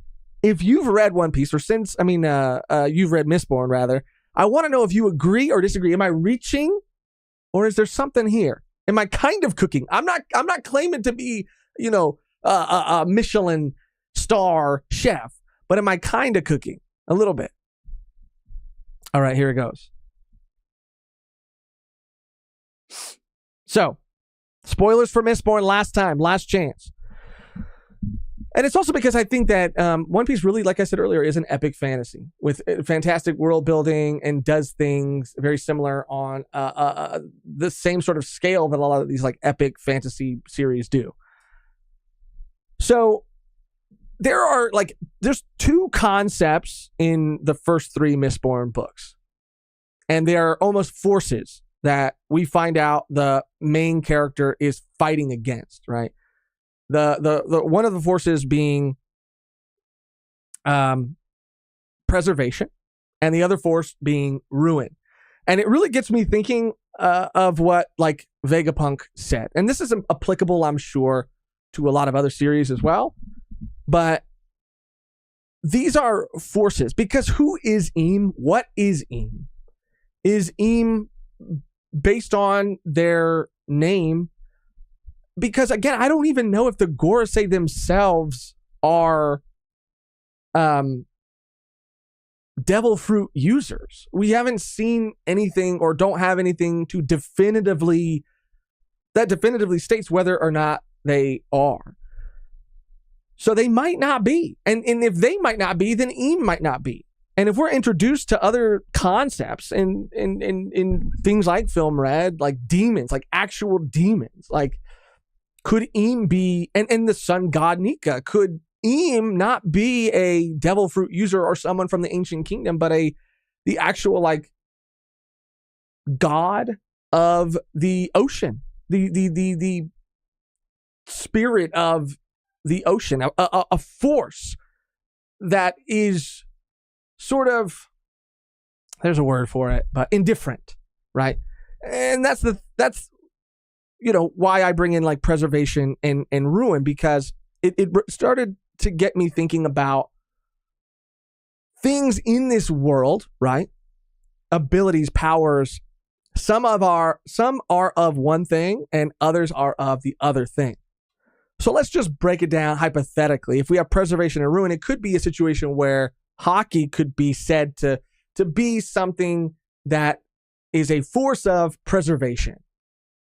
And devil fruits could come from ruin. These like indifferent forces. It's not good or bad. It's not about like life and death. It's about one not existing without the other. It's about a cycle. It's about balance, right? There are lots of other things too, and these things exist in all kinds of fantasy, but like I see the One Piece in that context I could look at it instead of this like very general thing as a more broad thing when comparing it to Mistborn. Like in Mistborn, there's this thing called the Well of Ascension, which is this thing that like the main character is going after. And again, when they reach that thing, it's a very big twist on what it actually is, and it's actually a bit of preservation's power and ruin's prison. But the One Piece could be something this sort of like abstract or even like, I don't know, man, like philosophical, I guess. I don't know how to say it, but I really do like, I really do think, because again, it's about feelings, not facts. And as I was reading the series and with these last couple chapters of One Piece and people talking about the world of One Piece, the fight that happened during the time of the ancient kingdom, like tilting the world on its axis, the same thing happened. I mean, someone before, it was a cycle that repeated itself, right? In Mistborn, there's a character called the Lord Ruler, similar to Eem, who has altered history, who has kept history from people and kept power for themselves because of a very like noble but complicated reason, a reason that to a lot of people looks very evil. And this ties back into the Gorosei, and are they actually bad? Because the Lord Ruler looked like an awful person, but as they learned more about what they were doing, they realized they were just a misguided human that was granted power that humans should not be given, right? And didn't know what to do with it. And so a lot of the things that exist in the earth are because of this ability once granted to this person, like shifted the entire world out of its like proper place in the universe, pulling it closer to the sun, causing this thing to happen. So they had to correct that and cause this thing to happen. So if we're saying that there are things happening in the world of One Piece like that, and that the world needs to be put back in its place so that everything can be in balance again, we could be talking about like forces, like this force of like the sun, this force of like good, this force of like the dawn, this joy boy, this source of joy, up against like, that's where it gets kind of confusing, up against Eem, up against like but that's assuming that Eem is some sort of force, right? And isn't a devil fruit user, or maybe is a person who has this thing in them. I don't know, but yeah, because there are other similarities and other things, but like I said, I'm not calling these series the same, and I'm not trying to find connections to make them sound like make it sound like what happens in one will happen in the other. I'm just saying it gets me thinking about things differently. Because a lot of times, like, I don't know, and it's no fault of anybody, but like I hear really interesting and read really interesting theories and ideas, and every single one, as crazy as like a Parvision theory might be sometimes, like it really does spark something in my mind and makes me think about something in a way I've never thought about it before. And it is exciting. And so maybe there's something there. Maybe there's nothing here. And maybe I'm just a nerd who's trying to force connections between two things that he loves. But either way, I just wanted to share it and talk about the idea of these things being like, these concepts being like bigger than like just being having a devil fruit of the ocean, or a very simple battle between good and evil. And I don't know. I wanted to kind of look at it a little differently, I guess. It is what it is. I've been avoiding looking at the chat, but I'm going to look at it now. I needed to get that off my chest. And now I'm going to look.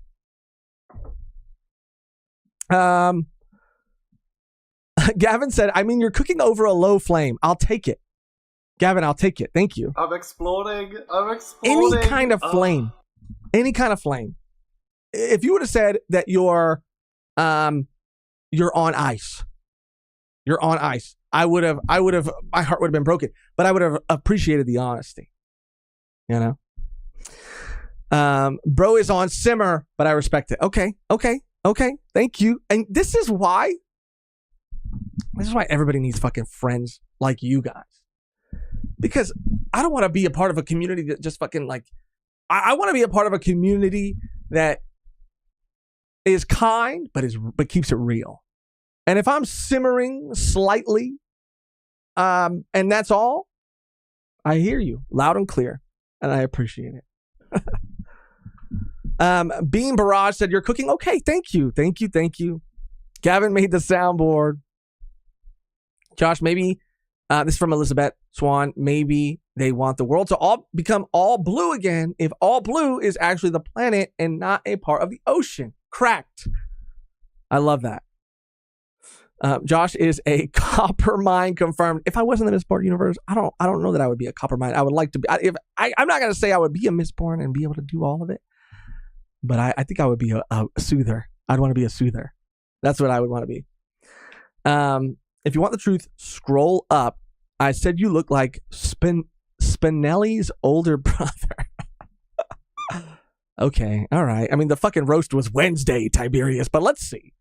I don't remember what Spinelli's older brother looks like. Spinelli. And that's from Recess, right? Let me see. Spinelli. Yeah, Recess. Older brother. Let's see if we can pull up an image. Do you have a name? Because I'm not seeing nothing.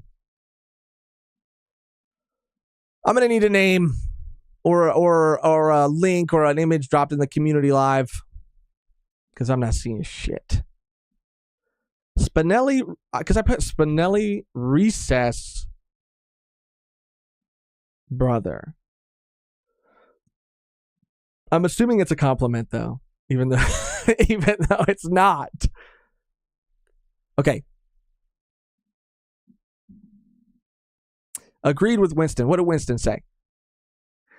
I can see the connection. Hockey and devil fruits are major to the One Piece story, similar to those two things in Mistborn. All theories welcome. Thank you, Winston. Thank you, Doran. What if the One Piece has to do with hockey and devil fruits? I don't know. Just a thought.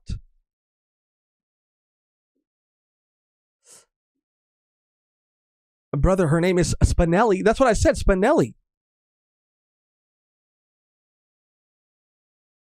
Oh, I thought you said, oh, wait. Oh, I see what you're saying. You're saying I look like Spinelli's older brother, but I thought Spinelli's older brother was a character in Recess. Thank you. I got it. Yikes. But Yeah, I guess my point in the devil fruit fucking hockey thing is that, yeah, I don't know. I just heard people talking about the idea that devil fruits could be, because again, they are against nature. They do represent and come from people's desire. I mean, it's almost like, but do they go against the natural order of things? Is like Eem more, yes, sure, the ocean and things like that, but more representative of like nature and this like balance and bringing a balance back to the world. A world where people can fucking create fire and can turn themselves into rubber and do all these things is a chaotic and crazy world that is sort of out of balance. So I almost wonder, and I kind of was thinking about it with like the mother flame being like mother nature, and just like there are things that are like very natural about like a lot of these, like the sun, right? The ocean. It just seems like, but again, I just don't know what the difference would be or why like we would be rooting for our heroes to defeat nature. You know what I mean? So that's where I'm kind of a little lost on that. But I did think it was interesting to think about it more like these, because again, it was Vegapunk's line about them not just being these evil motherfuckers who want to kill people for the sake of killing people. Like, they have a conviction. They have a reason. They know something, like Blaze said, information that we don't have, to justify in their minds why what they're doing is like incredibly necessary. And I just needed to share it. LJ916, let's fucking go. I'm exploding. I pretty much like the reason Eem wants to flood the world is to erase the history again, kill as many devil fruit users as possible, and reset the power balance of the world in his favor. And that's valid too. To erase history again, kill as many devil fruit users as possible. And maybe this is a thing that happens, we've brought up Gurren Lagann many times before, but that was sort of the same like reveal. The power of the spiral, existing in all things, the helix, the Uzumaki, like it exists in everything and is a power that we are capable of like controlling. And every time humanity will inevitably get to a point where they will realize that power and learn to harness it. And every time they do, there's the anti-spirals, this other group of people who come in, I guess spoilers for Gurren, sorry, and set humanity back until they're finally able to defeat them. But it was a battle in Gurren. Again, spoilers, I'm sorry, but Gurren's an old show. Still, I watched it recently, and I don't want to ruin it for you. It was a battle that had happened, according to the anti-spiral, so many times. Like, it had happened over and over and over and over and over, and humanity always lost. So yeah, sure, maybe it's the same thing. But again, I would just feel like it would be too close to that. Not that that's like a completely original thing either. Like, it's a pretty like, I guess like common,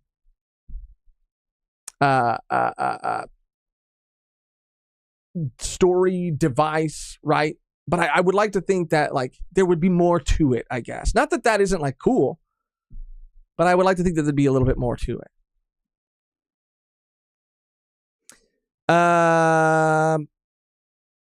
But are we certain the Vegapunk's theory on devil fruits are the real explanation? He did say it was just his theory. That's true. That's actually a very good point. He's also saying a lot of things here. Like, he's saying like, I don't really know shit about this guy Eem. That's what I think devil fruits are, but he's able to replicate them.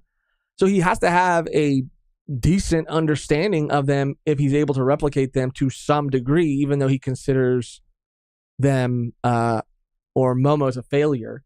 Either way, yeah. Page 7, the panel above Mars on the left. The Den Mushi looks like it has cigars. Smoker, the kid in the tent, could be from Punk Hazard. Let me see. I have it pulled up still. Yeah, I loved the cameos, dude. cameos were so good. Let me pull it up on my actually like the window where it's like zoomed way the fuck in. I can almost, it's zoomed in so much, it's almost like the whole screen will be taken up by like one panel at a time. Hold on. So it also takes a long time to scroll up. I could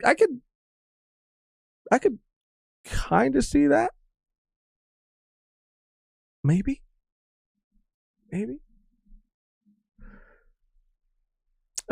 Anyway, thank you guys for humoring me, by the way. James Jackson, holy shit. Okay, what does James Jackson say? This whole revelation from Vegapunk explains so much stuff from earlier in the story. For example, the Onigashima underwater, but there's so many more. Holy shit, that's true. But how would the water level have increased that much without it affecting everyone else around the world in the same way?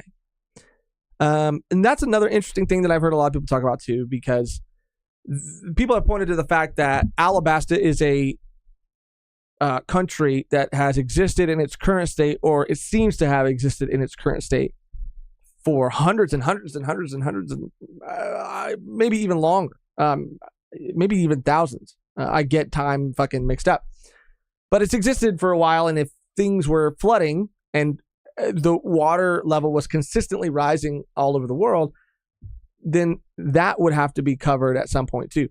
I think that Little Garden was another island that people pointed to. I don't know. There could be an explanation for this. There could be something that just hasn't been explained yet.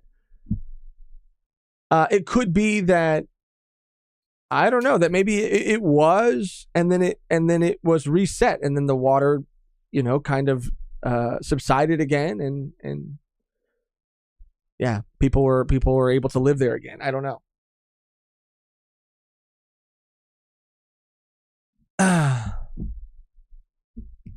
But yeah, he knows how they work. He doesn't know where they came from. In the anime, it wasn't even clearly said. It was said during a fight, and none of the watchers even got that part of it. Oh man, I'm just look. I appreciate it. This chapter gets me geeked. It gets me excited for the potential lore and the concept. Like the ending of a story, seeing a story all come together in this way is like so incredible, man. Like the pieces are all sort of like falling into place, and you start to see them, because again, like the revelation in this chapter, at the end of this chapter, like locks so many other things into place. It's consistent with things that we've seen hundreds and hundreds of chapters ago. It explains like the fucking shit at Water 7. It explains, like you said, the Onigashima, the Wano under water. It explains, even though again that was from the borders being at whatever, but so many things. And I just feel like with Vegapunk's message, we're gonna get like big fucking shit, like a huge reveal, a big ass reveal that I don't know if any of us are like, I don't know if I'm ready for. I don't know if any of us are ready for. But I don't know. I guess like, I mean, I've always loved fantasy, the fantasy genre, and I've kind of been out of it for a while in terms of like,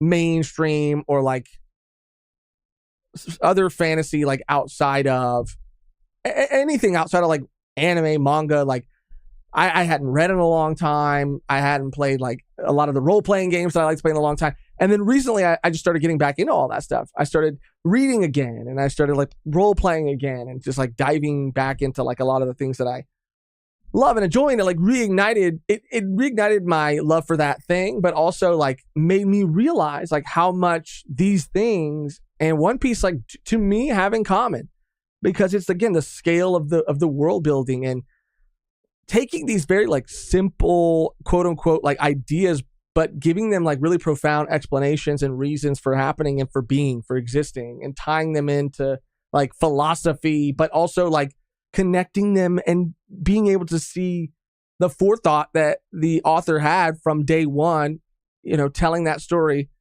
all the way up into now, 20 something, years later, when they're finally starting to reveal these things. Like, I don't know, man. It's just, I'm really like my love for One Piece is at an all-time high. And I think it's because we've been talking to more people in the community. And we're in the final saga, so things have been crazy and the anime's been crazy, but I don't know, man. I'm just really fucking excited about it. And I want to know. I need to know. And I haven't even been waiting as long as some people.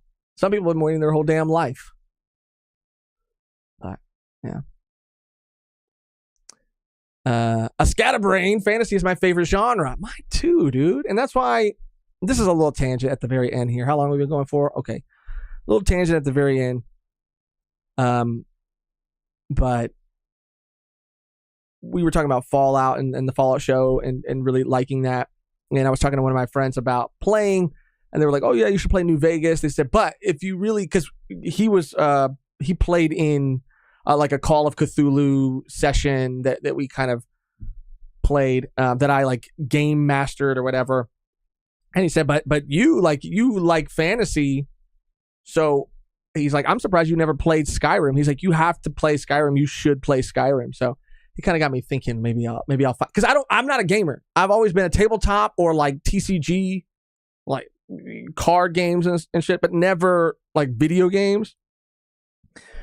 So I don't know. He kind of sold me on maybe Skyrim, New Vegas, and Fallout 4, and then I want to play the Red Dead games. Like that's, I don't know. Maybe I'll stream some of them. Maybe I won't. But I was able to get my old laptop, the one that we used to edit all of our videos and stuff on in the very beginning. I was able to like update the drivers and get it working again, clean it out a little bit so it could support playing games again. So I don't know. And I have that controller still. So I've been thinking about getting into my gaming era. Just lean in, you know.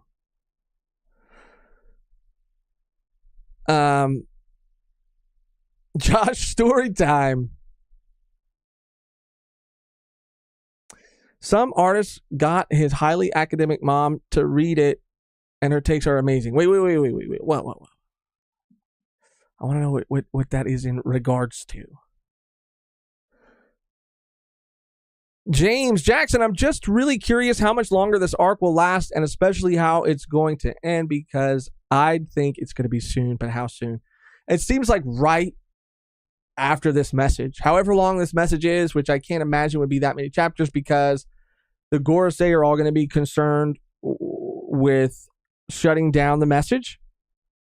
Everybody else is going to be escaping. It's already chaos. Like, it's already chaos. I don't know, Jinbei and Zoro and Luffy were in this chapter at all. But, yeah, I mean, even the Straw Hats, we saw, like, them holding it down against Saturn. Like, everybody, once Vegapunk starts saying shit, it's gonna make the Gorosei even, like, more frantic. And it might even be a situation where York does put it together where the transmission is coming from. And if she does, then that might, to them, say like, okay, guys, we all got to get the fuck out of here. Maybe they don't know exactly where the Rev, let's just assume, right? Whether it's with the Revs or not. But she could be like, oh, damn, I know where it would be. 100% it's with the Revs.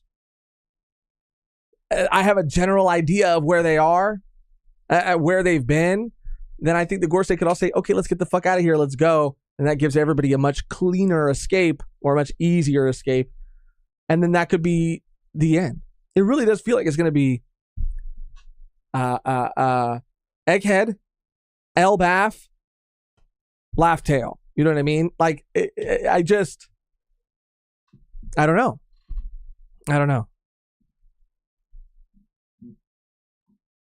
LJ916. I'm exploding. I'm exploding. Oh. Maybe that's why Ray Lee knows how to coat ships and Crocus lives in Laboon, since they know the true history and are waiting for the flood to happen. That's what that. So I mentioned earlier that I screenshotted this comment that somebody posted. I think it was on like Reddit or something. And I was like, oh, that is super interesting. That a lot of the heavy hitters are all like sort of prepared for this. Crocus is in a whale. Ray Lee is efficient in like coding all of these boats. Odin wanted to open the borders of Wano because the new Wano was nearly at the top of the mountain. And Skypeans are way up in the sky. Fishermen don't care. And Zunisha is safe because they are very tall, which means Zoe is safe. Crazy. Scatterbrain said, this chapter, though, made me want to read from the start. I mean, 100%. I'm going to read it again once it's over. Because I feel like, and I'm not trying to describe, I mean, this would be a cool spot to like read it again.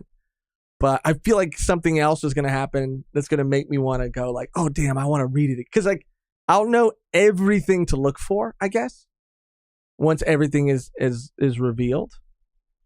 And then, yeah. Anyway. I fucking love you guys. Okay? Damn. I haven't had a fucking vape in weeks. And I'm losing it a little bit. So these streams have been a nice distraction to keep my mind off of it. But alas, all good things must come to an end, and so must this. I don't know, break week, I think. People were saying break week next week, but the leaks might still come out or something. I don't. If TCB releases it, then I'll read it. But if it's just the leaks, I don't love the leaks because it's just reading the bullet points of what's going to happen. But damn, it feels like we just got back. Dazul said, vaping is not good for you, Josh. I know it's not. And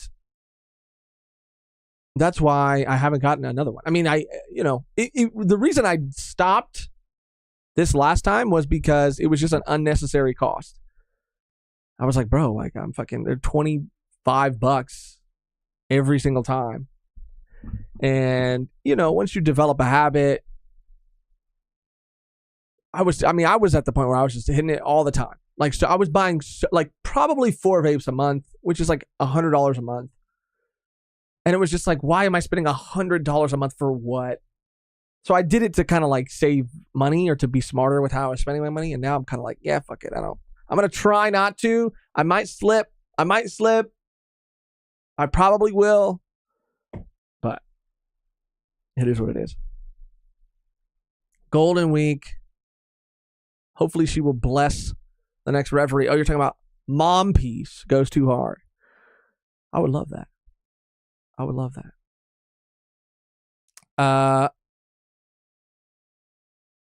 Bro, the MD taxes on vapes is nuts. Yeah, this is how much of a fiend I am. I was looking into every kind of alternative. I was like, because online, some of them seem cheaper. And then I was like, can I get refillable ones? And just blah, blah, blah, blah, blah. And like the more I kept looking into it, the more I was just getting discouraged. And the farther down the rabbit hole I was going, the more of an addict I started to feel like. And I was like, man, I don't know if this is good, what this is bringing out in me. But I mean, it is because I see Gene saying like, it is a less harmful alternative. And it definitely is. But I do feel like, because I smoked cigarettes for like 10 years and that was really bad. And vaping got me to quit smoking cigarettes. And so that was good because now I don't even think I could go back to smoking cigarettes because they fucking smell gross. They taste to me. But there was a time where I was like, this shit is bomb. And I needed one all the time.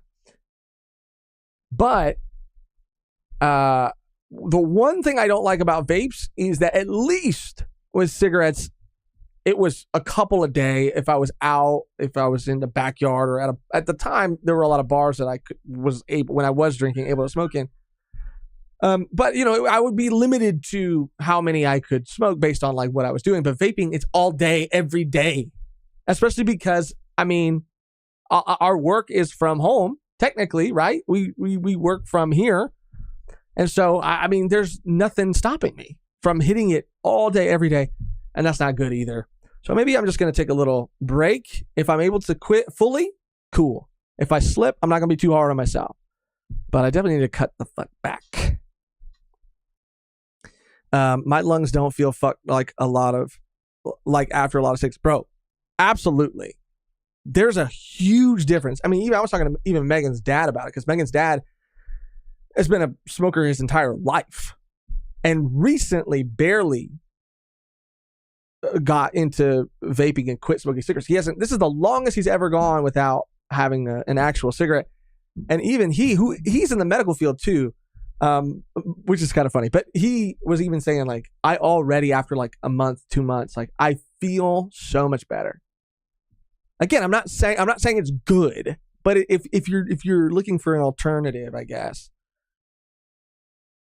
I'm not here to tell you what to do or to try to sell you on anything. I'm just saying. Hot fart. I've been nicotine free for 3 years after smoking for 12 years. I would smoke 3 to 5 a day. That's awesome. 3 years? That is awesome. I don't know how you did it. Cold turkey, I don't know, but that's good. Just stop buying them, Josh. That's literally what I did to quit. Okay. A scatterbrain. I don't see weed as bad. It's just not for some people, which is a good thing, especially the proven benefits. I mean, weed, CBD. I think it's everything, right? People, it's anything in excess, and I think you can get addicted to anything. You can get addicted to food. You can get addicted to weed, to alcohol, to nicotine. Some things are chemically addictive, but I think you can get addicted to anything. Everything in moderation. Just be your own. Give yourself checkups. And yeah, just, yeah, whatever works for you. I mean, life is fucking hard, dude, and it fucking sucks. So if you need a little something to help you get through the day, that's fine. But as long as it's not, controlling your life and your relationships, that's when it gets a little out of hand. Choco Taco, my eyebrow dog. Exploding. Oh. Woo! Josh being off vape for weeks. That's the W, man. I've had my share of vices. Newest one is shoes. Keep it up, man. See, that's another thing. Oh, man. Shout out Choco Taco. It's good to see you. I just bought,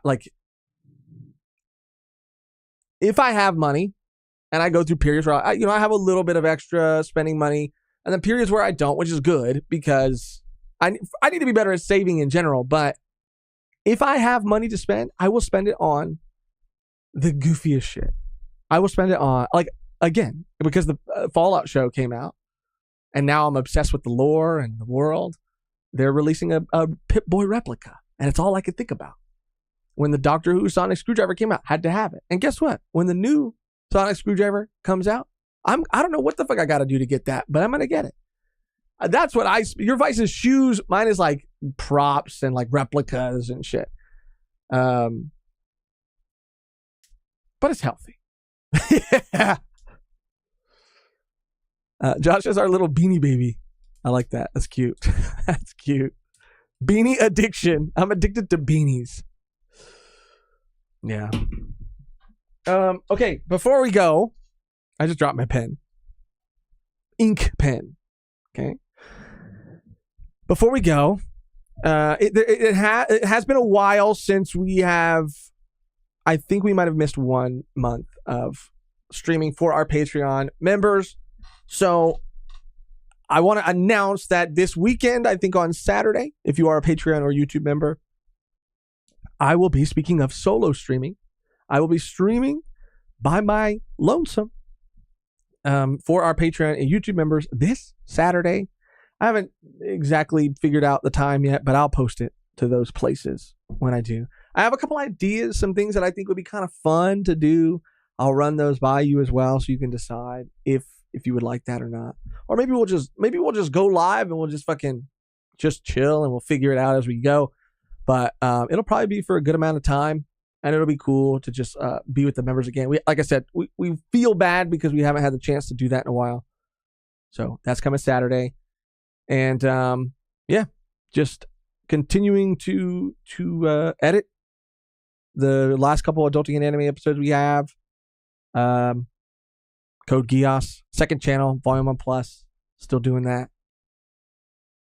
And Dunland is still coming. I know it's been a lot longer than I think me or Megan wanted. But again, the Adulting and Anime, not that it ruined our plans for that. It just we didn't anticipate scheduling as many guests back to back that we did. So it made it a little harder to record our Vinland Saga videos. Like, our schedule was just too crazy. So once we, and then now it's like the editing of those. So it's still coming, and I appreciate the patience. But that's it. I love you guys. I fucking love you guys, and I'll wait until you say it back.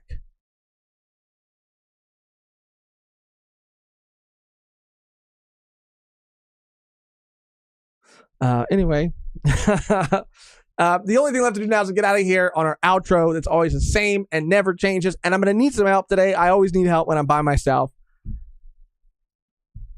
I'm going to try to think, though, of a good one.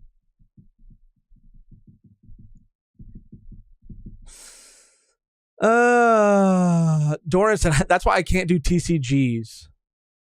I'd rather pay rent. It's so costly. Yeah. Same. Bro, I can't. That's like, I was already like, it was, I'm such a fucking fiend because I was already starting to get that way with the One Piece TCG. And then Alexander Arts and a bunch of people from the community were like, oh, just play online.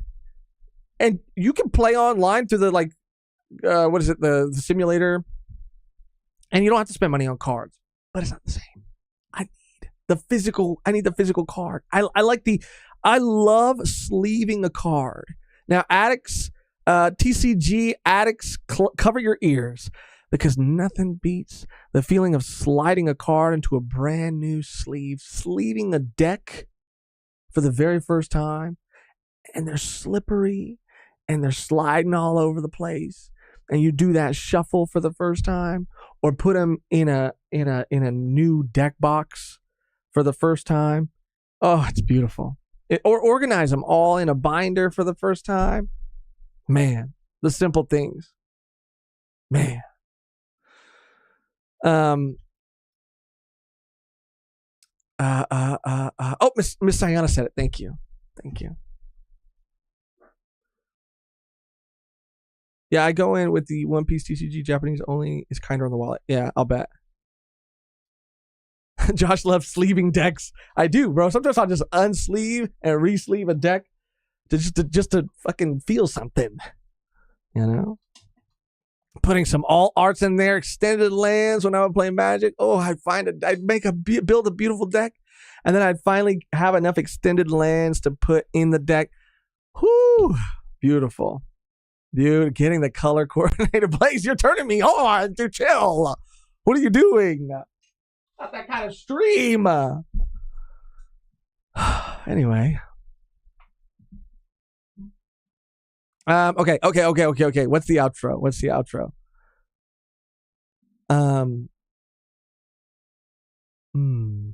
Something about Sanji. I'm gonna say until next time, let Frankie have his moment. That's what I'm gonna say. Let Frankie have his moment. Okay. It is now. Oh, man. All right. That's the outro. Thank you guys for real. I mean, again, like I've said a billion jillion times before, I can't ever end these. I can't ever say goodbye. I could just do this shit forever, all day, every day. But there's other things that need to be done. Saturday, if you're a Patreon and YouTube member, we're going to be streaming for a while.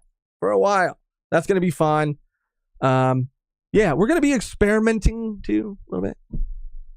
Like I said in the last live, the One Piece live, we're going to be experimenting with putting some of the sections that we covered in the stream today, like out as their own, like kind of like video, as like one video. We'll see how that does. Last week, I started cutting it up and it wasn't like coming together right. Didn't feel right. So we're just like trying to, number one, we're trying to work out the kinks so that, number one, I mean, I was going to say that we're respectful of everybody's time, but then here I am rambling at the end. But yeah, just so we can have as much fun, so everything can be like as concise as possible, and hopefully we'll be able to like like I said last week, use some of the stream as its own video for people who do like shorter form content versus longer form content. I don't know. You just might see that, But it's because we never stop experimenting. We're like Vegapunk. It's like punk records over here. I'm wearing a beanie because if I take the beanie off, it's just a fucking hole in my head, and my real brain, which isn't big, by the way. It's not Vegapunk size. It's quite small, but it is in a vat somewhere else at another location. But yeah, we're experimenting here, trying things out, seeing what works, seeing how we can be better. You can always be better, right? Anyway. Josh without Megan rambles at the end of streams. That's true. 100%. It's true. Don't work it out, twerk it out. That's good too. Oh, you are balding? I'm not balding. I actually don't think I have to worry about that. Fingers crossed, knock on wood. They say look at your mom's dad. He had a great head of hair. Great head of hair. All right, I really got to go. I really have to end it. Thank you for watching. Thank you for hanging out, for real. Giving us a place to shoot the shit, to talk about this shit. I know I nerd out sometimes. I geek out sometimes. But that's what it's all about. That's what it's all about. We'll see you soon. And until next time, let Frankie have his moment. Come on, Sanji, you've already had 3, 4, 5 moments in Egghead. It's not that I don't love you, but I love Frankie too. I want him to get some. I want him to have some. Damn,